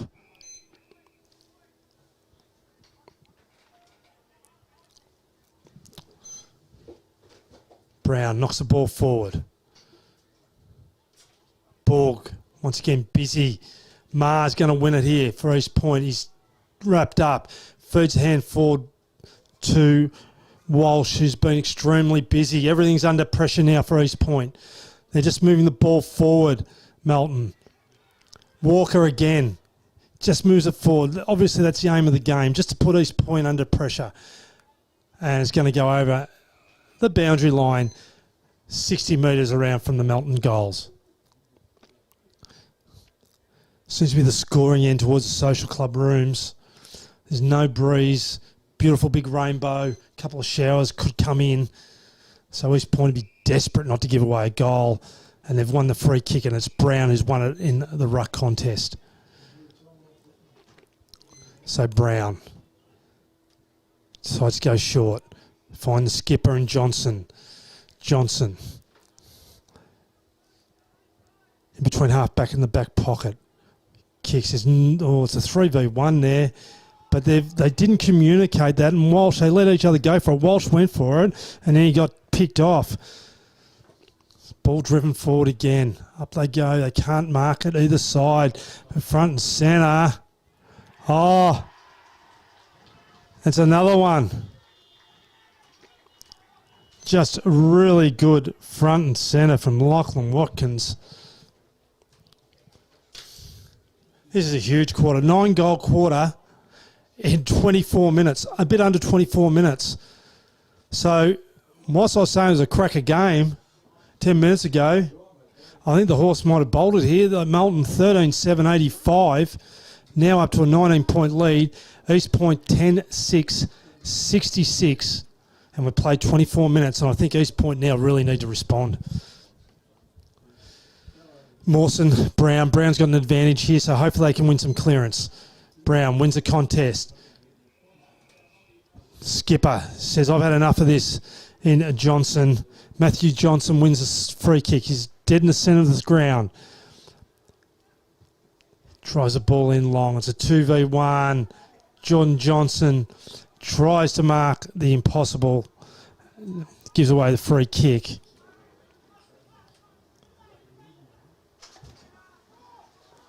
And Lachlan Phillips. And here comes the rain. So it looks like we could get a heavy shower here. It's going to make things even more difficult for East Point. Ball out towards half back. Cam Lovick wins the ball. Feeds the ball in by hands. Good contest there, half forward. It's coming back out. Melton combining well. Suter just puts it on his boot, but it's cut off by Walsh. Just backward to centre. He's got some numbers. Mika wins up the ball just forward of centre half forward.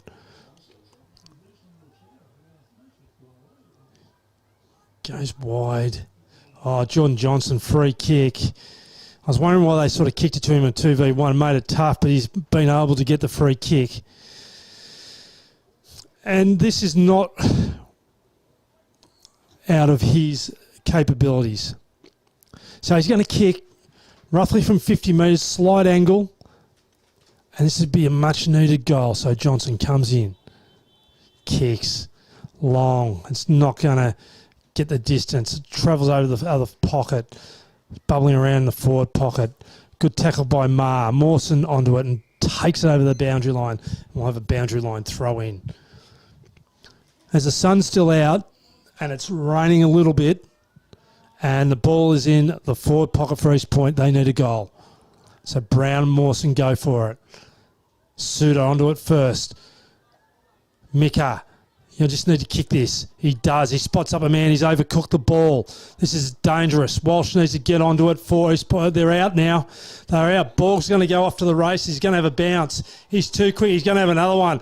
This man's lightning. He's had 2 bounces. He's had a shot on goal and kicked one of the best goals you will see. You cannot allow Kyle Borg to get behind you. You need to have him in front of you. And once he gets out the back, I don't think there'd be any quicker player in the Ballarat Football League. So it's a 10-goal quarter to Melton, 14-7-91, East Point 10-6-66. And this is a little bit reminiscent of what happened down at Melton earlier in the year when East Point were well within reach and then Melton kicked 6 or 7 goals in a row. This time they've kicked 9 of the last 10. So now it's a 25-point lead to Melton. Brown. Or just says, I'm going to just start belting this forward. The rain comes down. Mawson dribbles a kick. Lachlan Hickey. Once again, it's just yardage. On to Jack Walker. All the architects of this comeback. He handballs out to guess who? It's Borg, who has gone absolutely nuts in this quarter with his run and carry. This has just been an amazing quarter of football.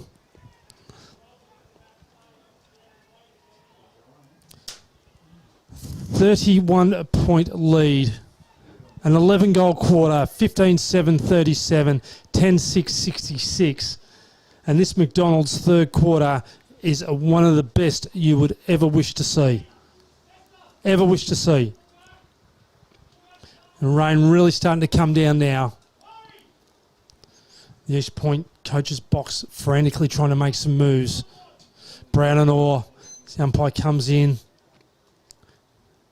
Tells him where he's going to go. He's going to push out the back of this contest, the umpire. Brown tries to win it. Orr just tries to thump it again. John Johnson in the middle. They probably need 2 or 3 of him. A little bit like Redan's Lockie George. They're so good you need 2 or 3 of them. So Orr, Brown. And the umpire says, I'm going to have this back. He blows his whistle. And once again, he says, I'm going to go out the other way this time. So Brown trying to really jump into Orr. And Orr not happy about it. So Orr's got the free kick. And it's a 50-metre penalty against Brown. Oh, the wheels have really fallen off because Orr's going to have a shot on goal.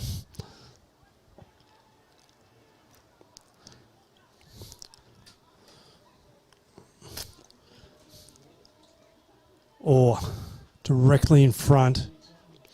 He's right on the 50-metre arc. And the Melton crowd really starting to find some voice. A bit quiet half an hour ago. Orr comes in. Kicks long, kicks straight. The umpire just did not even move.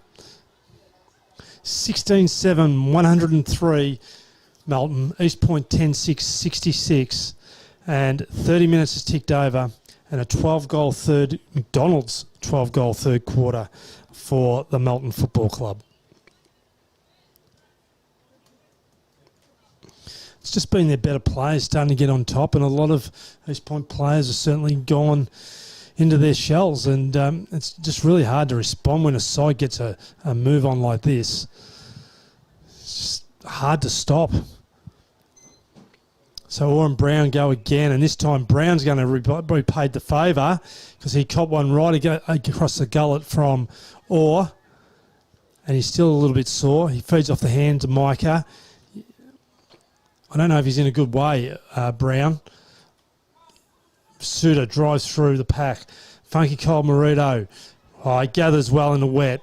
Kicks to Kite. Can't really mark the ball. But the numbers are 4v1. Mawson, now East Point gets some numbers around the contest. And Brown comes off the ground. A little bit sore, a bit of a wipe of the nose. I think he might have a little bit of claret after that last little ruck contest. So Orr wins the ball. Ball pops straight up in the air from the kick. And it goes over. for a throw-in right in front of us. As Brock Kennedy tries to marshal the troops for Melton. And he might even just drop off here and be an extra defender. No, he comes back up to the contest as Jesse Cairns comes into it for East Point. Throw in. Greasy conditions now. Just a matter of moving the ball forward as it trickles out towards Lachlan Hickey, but it beats him over the boundary line. 32 minutes, third quarter, and it is a 37-point lead to Melton, which was unthinkable 30 minutes ago. Ball falls in shallow. He all just thumps it like an old ruckman, any old ruckman does. Matt Johnson just trying everything, but he just had numbers against him. He tried to drive out of that contest. And they drive the ball in again, Melton. Deep. They sniff another goal here. Marito has a snap. He's kicked it. Funky cold, and he loves a goal. He absolutely loves a goal. He doesn't get a look at them very often. But it was a double-fisted clinch celebration. And he's still looking around at the grandstand. I think he's enjoying the attention. 17-7, 109 to 10-6, in a 13-goal McDonald's third quarter. I don't think in all my time in football I've seen anything like this. And one of the timekeepers, the Melton timekeeper, is waving his beanie frantically around the box. As they go forward again, Melton through Jacob Hickey high. They compete. They're just flicking the ball around, and ball on foot by Lachlan Walker. It's into the forward 50 again. They're hunting Lockie Hickey, this time wrapped up. It's just a blast kick out of there from Melton. All backs back. Move the ball forward again. They're the first at the scrappage all the time. Brock Kennedy drives through that contest. Ball drops back. Suter couldn't take it cleanly. Fumbles. Now just kicks it widely out. But he probably knew he had his man there. Jack Walker. Handballs. Once again, Brock Kennedy just puts it forward. Contest by the Melton forward line. Lockie Hickey just trying to get it forward for them as well. Matt Johnson now has a ball in the centre of the ground. Goes out wide. Jordan Johnson is his aim. Half-back flank. They just use the hands. Jack Walker, dependable on his left. Lachlan Watkins has the ball on the wing position. He decides to change direction a little bit and make it a little bit more of a central ball. So forwards go up. Oh, they're on a Braden Kite. He's got a sniff now. Curls the ball around. Oh, that is a super courageous mark by Luke Hooney, and he's hurt himself. No, he's hurt Marito, who is crawling. He's in a fair bit of pain, as is the East Point defender. The East Point defender just checking on Marito there, he's checking on his teammate who's just come up from the ground. I can't see who it is. Marito's still down on his haunches. It was a committed contest. He's up now. Hopefully he's okay.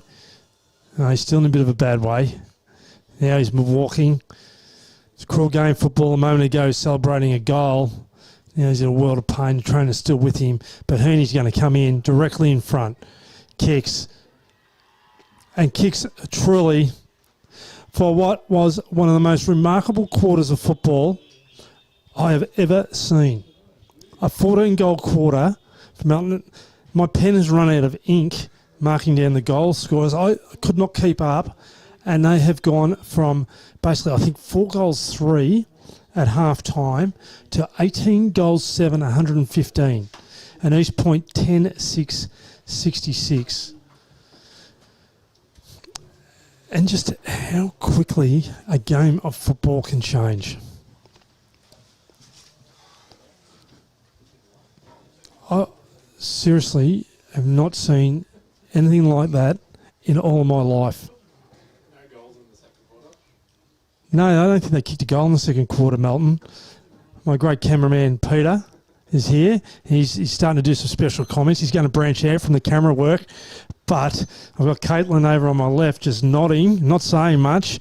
But that was just an amazing quarter of football. So at three-quarter time, East Point 10-6-66 trailing Melton 18-7, 115. And that is it for me for the first three quarters. We'll be back in a moment.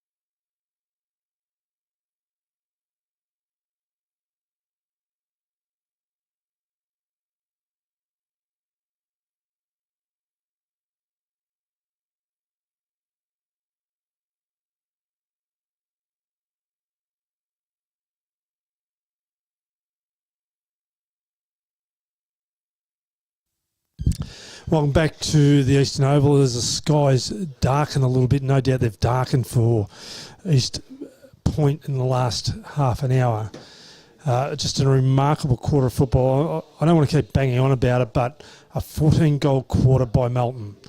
There were 4 goals, 3 at half-time. They are now 18-7, 115. East Point 10-6, 66. And we have just had one of the best exhibitions of football I think I've seen. So for McDonald's, 3/4 time wrap, that's it. There's not much more that can actually be said. And we'll just be interested to see how East Point actually respond to this barrage. The timekeeper not happy, door being open. He's got his scarf and beanie on. He's proudly Melton. He's up and about. He's waving it again. In the comfort of the commentary box. As the umpire comes in. Don't know what he's waiting for. Looking around, he's just waiting for a couple of people to get off the ground. And we should be right to resume. So Joel Van Meel is going to go up against Orr, as I think Brown may still be injured from that last ruck contest he went into. So Orr got all the advantage, wins the ball, down to Jack Walker. Walker drives the ball forward, knocked away by East Point. Try and gather the ball. They go forward again. Braden Kite tried to drive through. Hickey handballs the ball. Oh, great strength by Melton. Mawson. It's a real scrap now. Slippery ball. It's like soap. Trying to feed back. It's just a game of territory. Suter trying to come over and help. But Walsh just has no one to go to. Suter gets back on the contest. Lockie Hickey onto his left foot. Mawson dives forward. I thought it was almost a mark. But the umpire said it must have hit the dead ground and he will ball it up.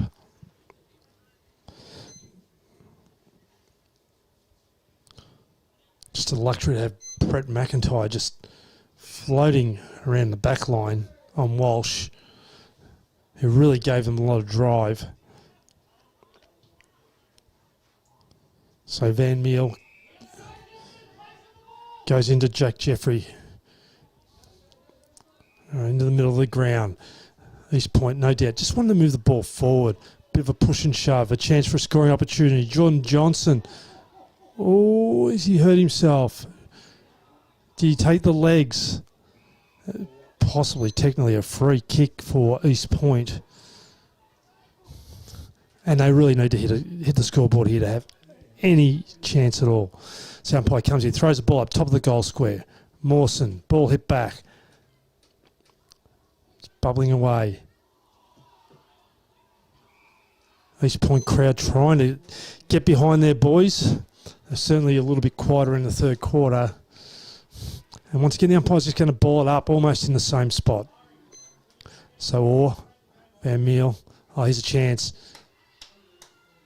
And man, Jordan Johnson, he's kicked his third for the day.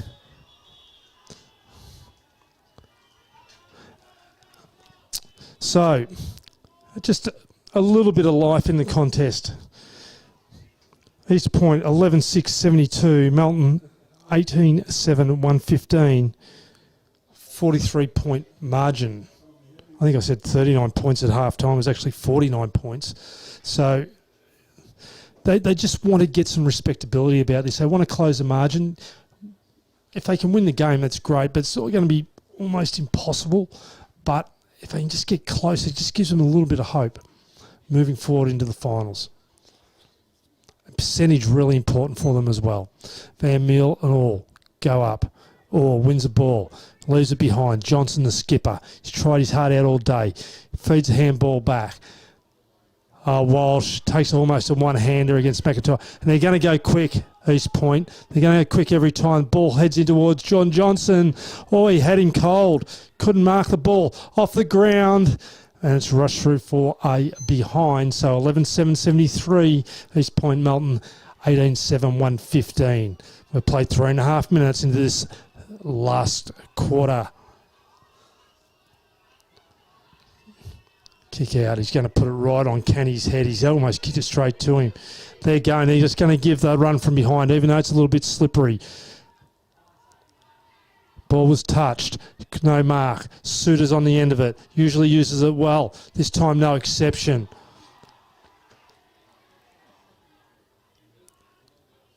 Hickey. Jacob Hickey kicks the ball out wide. He's got his brother Lachlan. Handballs to Liam Carter. Back. He couldn't quite get the hands back to Hickey. East Point just off the ground. Good hands. Mika runs in. Oh, he's missed. He's missed. There must be something about scoring down that end of the ground. He probably needed to kick that one. Just trying to sell some hope here to each other. East Point, 11-8-74. Melton, 18-7-1-15. Almost 5 minutes into this last quarter. Once again, this time he goes short. Marito got cleaned up at the end of the third quarter after previously kicking a goal. Funky Cole goes long to Mawson. Mawson, it's a strong mark in wet conditions. So Mawson came to life after half time. Perhaps the coach might have had a word to him. He's found Lachlan Walker. Goes inboard. Jacob Hickey. Goes sideways. Finds Brenton Payne. Payne, almost a true centre half back. Hasn't got many options. Now goes a little bit longer. Oh, he's nearly marked that. Has Hanley. Couldn't quite get his hands on it. Mawson, busy again. Swings onto his left foot. It's a one-on-one in the goal square. Ball goes through both players. Melton have the numbers. Lachlan Hickey tries for the miracle goal off the ground. Feeds out to Ganley, and the ball will be seen over the boundary line 20 metres around from the Melton goal. 6 minutes in, last quarter. Boundary umpire throws it in. Mawson goes for it. The skipper for East Point. Johnson. He kicks a big, long, sort of running torpedo. It might work. Jordan Johnson gets the ball out wide. Jack Jeffrey kicks the ball in, and here's Brown, who's back after his knock on the throat. Jeffrey runs into goal, has a shot. Which way is it going to bounce? He's missed it to the left-hand side. So 11-9-75, Melton 18-7-1-15. And I'll tell you what, there's no quicker person on the iPad than Caitlin. The score's up before they even kick it. Marito, funky cold, back pocket. Bit hard for a cameraman to capture it out that way, but I think he's got it now. Marito runs, kicks long down the wing. They don't want the ball getting out the back here, East Point. They keep it forward. The star of the third quarter, Borg, kicks. He's a class player, Borg. Goes into the middle. He gets it back, Borg. Oh, he loves running around players. He'd be a hard man to stop in the dance floors of the nightclubs, I reckon. Braden Kite, he's got the ball 55 out. Goes to the top of the goal square, but there's no one there for Melton. And they're going to go again. East Point. Ma now has the ball, true centre half back. He looks to go. I think this is the right tactic for East Point. Just go. Let's see what they've got. Out towards Walsh. He's got a lot to beat. Ball falls forward. It's a 2v2 here. Braden Kite tries to come over. Walsh tries to move the ball forward. And it just goes over. Brenton Payne takes the ball over the boundary line on the wing position. Umpire's done a great job today.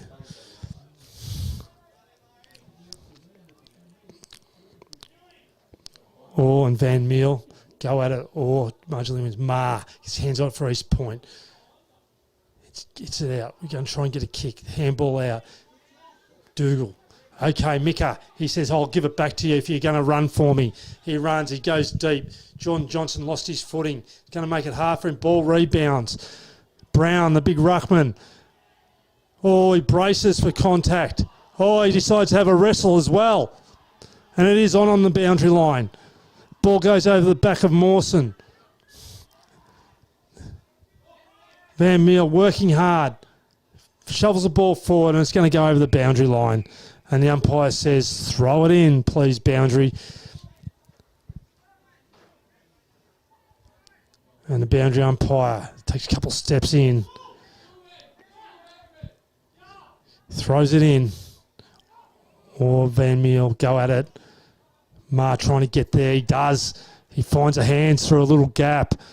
And it's a free kick to East Point. Lovey manages to finally get the ball forward. Just lands on the line. The East, the East Point players, and Jordan Johnson was really keen to have a shot because he was trying to say he was out in the full, but boundary umpire said, I'm going to throw this in. So McIntyre is just standing off this contest, so Orr, Van Meel go at it again.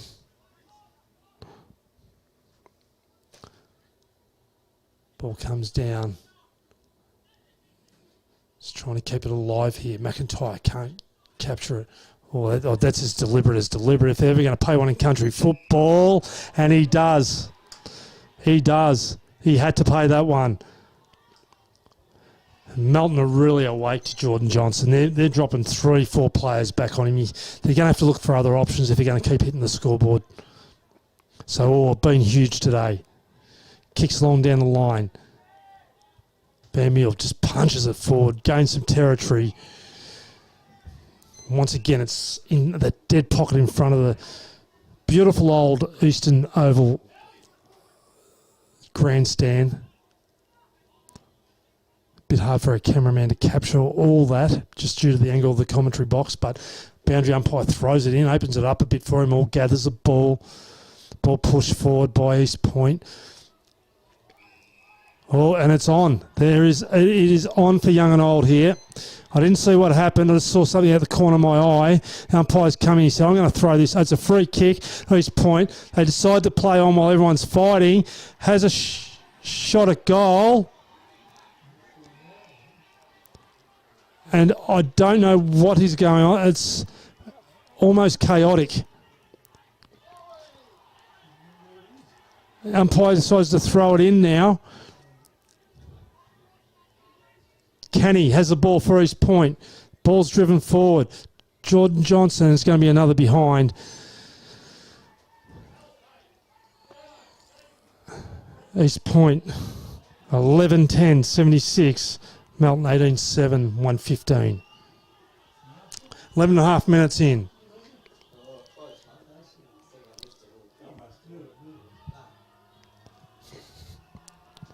Jordan Cotter has a bounce. Handball's out. Missed tackle. Once again, there's some really undisciplined stuff happening. A free kick paid advantage. Lachlan Hickey, he's out by himself. There's no one near him. He's just going to run into an open goal. And he does. He goals.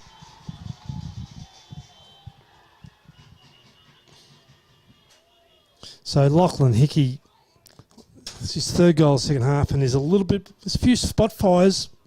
Not much love lost between these two sides. Melton 19-7, 121. East Point 11-10, 76, and we've played 12 and a half minutes of the fourth quarter. This is a bit of a statement game now for Melton. East Point sort of thrown everything at them in the first 10 minutes of this quarter, but they've been able to hold up Melton. And it looks like it's a free kick out of the middle to East Point this time. So some undisciplined stuff from both sides going on. That's a really good mark by Jordan Taylor. East Point, really important that they preserve some percentage here. So Jordan Taylor, 50 metres out. He's going to have a shot on goal. Comes in, goes long, and he is offline. And Caitlin goes to work. 11-11, 77, 19-7, 121 Melton.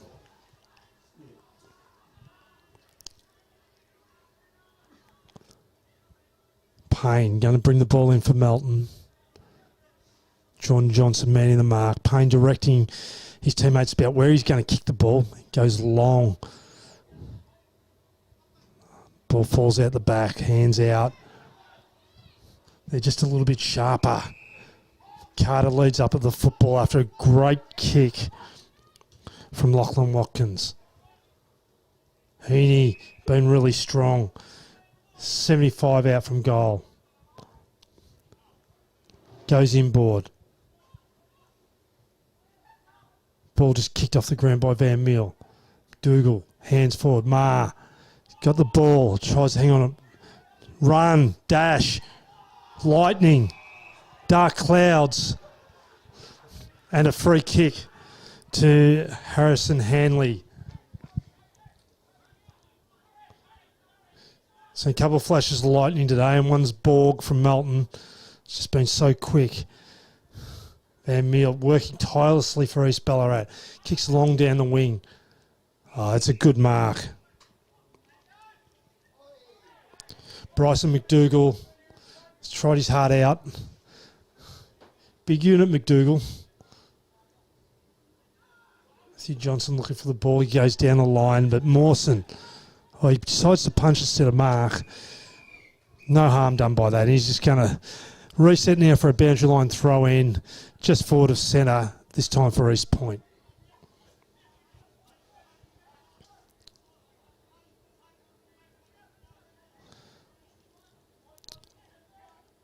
So throw in Mawson, and Meel going to do the work in the ruck. Micah gets the ball. He's won a bit of stoppage today, but Suter ever reliable. He said, I've had enough of this fast-paced football. I'm just going to walk back, take my time, and run this clock down.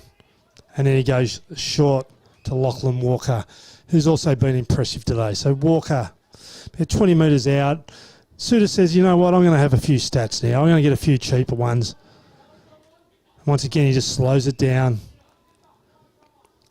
And then goes, I'll kick it long down the line. So he goes towards all. Van Meel does a great job. Great pick up under pressure. Good hands. Kick comes in. Nearly a mark to East Point. Brown moves the ball forward. Punch forward from East Point. Suter decides to take on the tackle. Quick kick out. Joe Dodd. Sorry, it wasn't Joe Dodd. That's my bad. Dropping the ball. Free kick to Toolman. It's actually Micah. Big-bodied midfielder. So I just go around the man of the mark. Kicks it to the top of the square. McIntyre flies. Puts a fist onto it. Van Meel tries to do the same thing back. Ball. He's a shot on goal. And I think he's registered. I think there's Adam Nestor. So every score really important for East Point. East Point 12-11-83. Melton 19-7, 121. 38-point margin. And I'm sure East Point would like to bring that back to about 5-4 goals. And Funky Kyle Marito coming back onto the ground. A bit of a cult figure, Melton. Apparently likes to get out to Tabcorp Stadium when there's a few bands on. So he's a bit of a character. And he'll go forward again. Van Meel worked really hard. Drives the ball forward. Jordan Johnson tries to protect the drop zone. Can't do so. Forward again here. Here's a chance to push it forward. Jordan Johnson shows some candy. Bubbling towards the goals. Marito.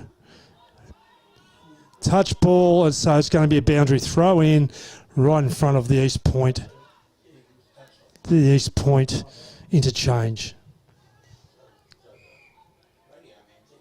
Conversation, the umpire's having conversation. Boundary umpire says, give me the ball back. I want to touch. Comes in a few yards with that heavier football. Orr and Van Meel worked really hard today for each other. Kick goes forward, up high. McIntyre off the ground. Here's a pacey Borg. He said, he's got caught. I don't reckon that'll happen too often. Aidan Nestor He's playing this game right out.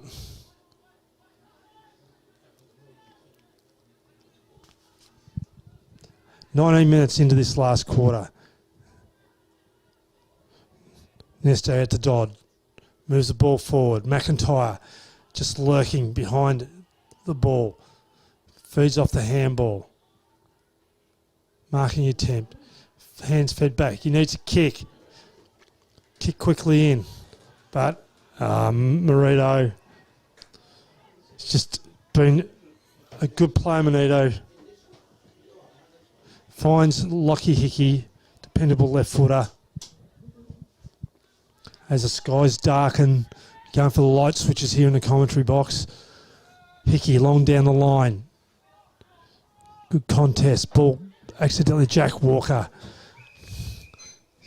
Worked extremely hard today. His brother picks him up. Bit of brotherly love there. And Jack Walker really started to lead the way at the start of that third quarter. So right in front of us, we've played 20 minutes, 38-point margin to Melton. Or good ball security there from Nesta. Ball knocked forward by East Point. Again, move forward. Rito. Lightning belts down out the back of Ballarat.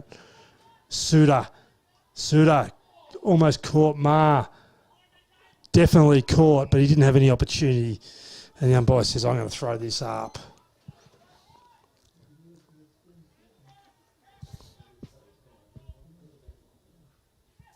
Ball goes up.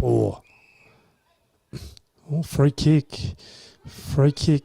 They're still desperate to score here. Van Meel kicks in.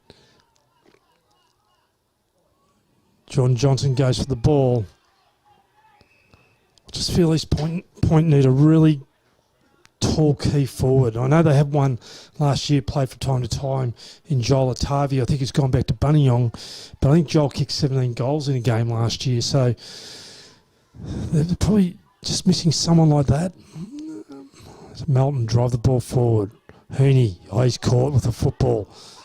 Umpire says, "No, we're going to play this out. And we're going to have another stoppage and another throw up." The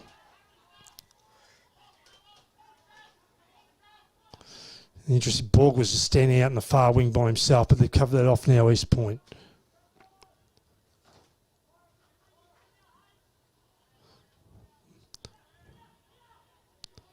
Lockie Hickey just goes off the ground.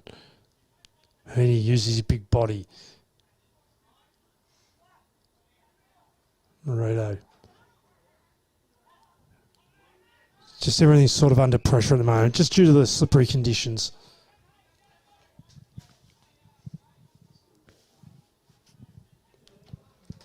Storm clouds really brewing here.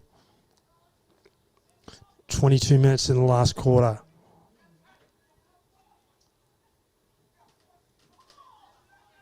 Just a real scramble, bodies throwing everywhere. Jack Walker once again pushes it forward. Off the ground, goes backwards. Jordan Kite. Ball into the forward 50 now for East Point. Jordan Johnson, drop zone, couldn't quite handle it again. Kick forward by Jack Jeffrey. Johnson, couldn't get it off the ground. And it's going to be thrown in again in front of what is a really impressive crowd here at the Eastern Oval. And until Melton put the foot down, just a cracking contest. Throw in. Van Meel. Ball falls. Mika tries to get a kick in. Couldn't do it. McIntyre. Meel. Suda. Here's a chance for a shot on goal. But once again, ball hard to secure. McDougall, great football. Probably his left foot not a strong suit. Mika, he's going to have a shot on goal. He almost dropped it. But he's marked the ball and he's in the goal square. So he looks he's going to go short. Brock Kennedy takes a mark. No doubt he'll come out this side, probably being a left footer, and he does. He decides to go long. Kicks long towards Lachlan Hickey. Oh, strength. Former Western Jets product, Lockie Hickey. Although that kick probably not his greatest. And it's out in the full. Braden Kite reluctantly gives the football back to Howard. Howard goes short, finds teammate in Ganley. Ganley decides to play on. Back to Howard.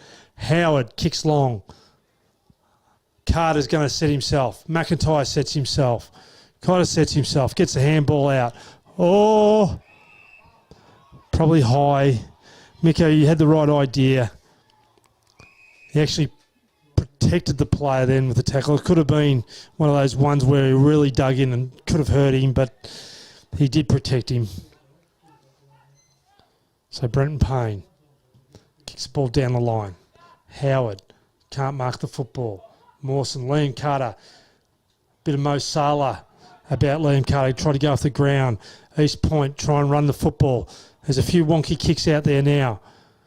Hands by Lachlan Walker.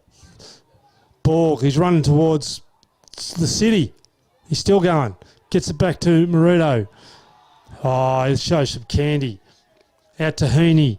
Heaney, been really good this second half. Swings onto his left foot towards Howard. Braden Kite. Oh, great pick up. Kicks towards goal and he dribbles it through. So at the 25 and a half minute mark, Melton 20 goals 7, 127 to East Point 12, 11, 83. 44-point margin.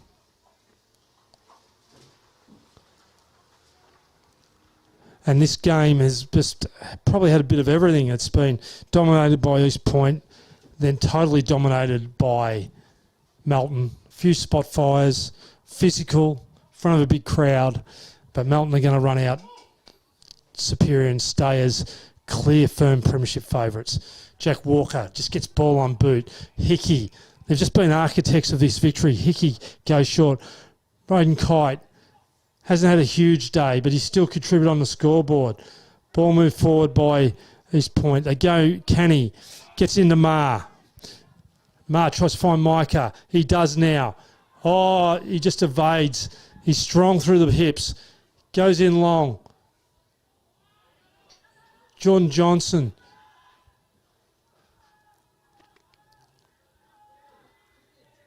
McDougall kicks.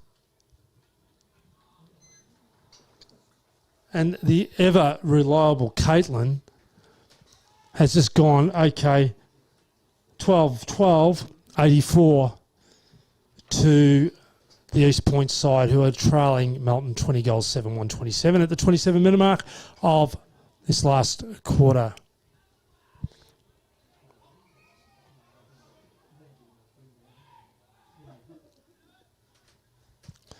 Ball kicked out. Oh, good mark. Good solid mark from Jake Toolman, who's had his moments in this game. So Toolman swings on the left, drives deep, front of the goal square. They set themselves, but just way too strong is Jordan Cotter. Goes out wide. Liam Carter has the football. Huge work rate, Liam Carter. Now finds Brock Kennedy. He says, I'm going to slow this down, use my left foot. I'm going to go back to Suda, who just loves accumulating possessions and directing things down there. So Suda. He says, I'll just go back out this way again. Marino. Funky Cold. He's got it again. Half-back flank. He goes back to Cotter. Cotter goes back to Funky Cold. Funky Cold goes back to Cotter. Just a little bit easy, and they've just fanned right out here, Melton. Lachlan Phillips. Riley Walker. Jack Walker. He gives the hands. but Hickey's in all sorts. Gives it back to Walker. Always uses the ball well. Heaney loves the left foot kick. Kite. Dangerous, smart player. Wins the ball. Feeds back by hand. They're not finished with this yet, Melton. They still want to score. Jack Walker feeds up the hand. Mawson has a shot, but Canny's back there in the goal square. And he's played a good game, Canny. Oh, bit of a dangerous kick. Brock Kenny onto the left. Just didn't settle there, and he's just put it out in the full, and it's going to be a free kick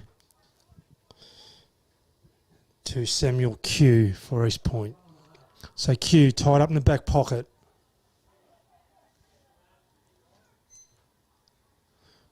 Finds a teammate. Cam Lovig. Micah. Played a good game. Or Mika. Finds the skipper and Johnson. It's been a solid play today, Johnson. Walsh probably gone out of the game a bit. His first half was exceptional. Micah kicks long. Walker, he decides, I'll just kill this off. They just play the percentages in the back line, Melton, as we hit the 30-minute mark of this quarter. And it is a 43-point lead to Melton. Go, or ball push forward. Working hard for each other. Lachlan Hickey over the football. Just tries to knock it forward. Jack Walker says, I'll take it over. And he's picked up by his East Point counterpart and Cam Lovey, who looked after him there, didn't push him into the fence. So the big men go up again. Being huge. Ma just puts it on the boot. Suter just doing what he likes down there. He's going to come to the ball first. Feeds off the handball. And I think he half disguised that. And it's going to be another boundary line throw in. So all sting gone out of this one. Throw in. Or taps it down. He's been huge today. Borg. He just loves taking play on Borg. Still running hard. Bit of a karate kick there from East Point. Lovey goes short, finds Ma. Ma's got some options here. McDougall said, I'm going to put it in top of the goal square. Does that. Walsh flew, but probably just a little bit towards the boundary line. And a bit easy for the Melton defenders to kill that one off. Not long to go now, I would imagine. Only a minute or two on the clock. Feeds the ball back. McDougall. He's keen for a goal. But he's done anything but that. He's put it out near the burger shop.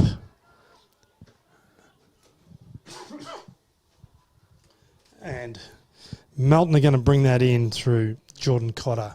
Tucked away in the back pocket for Melton as we reach the 32.5-minute mark.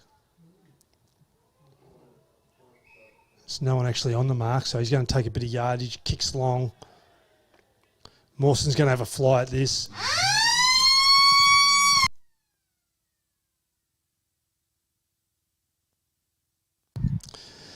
And that marks a comprehensive victory to Melton. Melton, 20 goals, 7, 127 defeat East Point, 12-12, 84. And 43-point margin. I think the first time these two sides met was at Melton earlier in the year, and it was a 41-point margin. So as we talk about the game for Carlton Draft post-game summary, and I'm sure a nice cold Carlton Draft would go down well. Caitlin's head nearly wobbled off her shoulders then. She nodded that hard. She might be going to the deck or somewhere tonight. I don't know where the place is to go in Ballarat. But at the Carlton Draft post-game summary, it's all about the third quarter. Melton, 14 goals, exceptional game of football. They just took it on. They decided to get outside the stoppages. They really, asked the question of East Point. All their players stood up in that third quarter. And when that happens, when you got 22 players standing up in the third quarter, and that's what they had, it makes it really difficult for any opposition to curtail that. Some real positives, though, for East Point. Their first half, the way they were able to manage the stoppages, the way they were able to curtail Melton's run, I think is a template for not only themselves but for other sides. But Melton, once they got that ball outside and started to run and carry and get into dangerous areas, they were just far too strong. 14-goal quarter, the best quarter of football I've seen. I thought some of the better players for Melton, Lockie Hickey was good, Jack Walker was terrific. I thought he played a great game. Mark Orr, for me, was probably almost the best man on the ground. I thought he was really good in the ruck. I thought there's a couple other players that just played really strong cameos. Luke Heaney was good. Bailey Mawson, when he went forward and then into the ruck, was terrific. And the cult figure of Adrian Menudo, Funky Cold Menudo, he was terrific. For East Point, I just felt that their first half contributors, they probably fell out a little bit. Mika was very good. I felt that the skipper was great. Jordan Johnson was really dangerous, but Melton were able to really fall back on him. Liam Kenny's, I thought tackling intensity was a pleasure to watch, and Aidan Nestor worked really hard as well. So, look, all in all, great win by Melton. They're going to be hard to beat for the premiership. We all know that, but in the Carlton draft summary, I would say that there were some real positives for East Point. It's just about where they finish on the ladder. I think they just need another focal forward. Scores around the grounds. So Ballarat have defeated Sunbury Seniors, or it's still in progress. So they're 18-10, 118. Sunbury 11-10-76. So that's a 42-point lead at the moment. North Ballarat absolutely crushed Melton South, and it's still in progress. It's 170-24, so it's a 146-point margin. So their percentage is going to go up. And Sebastopol handling Lake Wendouree Seniors by the tune of 46 points. So the ladder's obviously going to change. And Bacchus Marsh getting a bit of a lesson from Redan, who have obviously hit their straps today, 140 to 7-6-48. So that's around the grounds for Carlton Draft. It's been a great day. It's been a pleasure to be here. I'd like to thank Peter, the cameraman, who's done a terrific job. Caitlin, who has not put a foot out of line all day, just magnificent. And I think without these two, we couldn't actually bring you such a great game of football. Ballarat Football League's in good shape, great standard of football, and we look forward to bringing you a game again next week. So for Brett Henderson here at the Eastern Oval, and for Carlton Draft post-game summary, it's over and out, and we look forward to an exciting final series.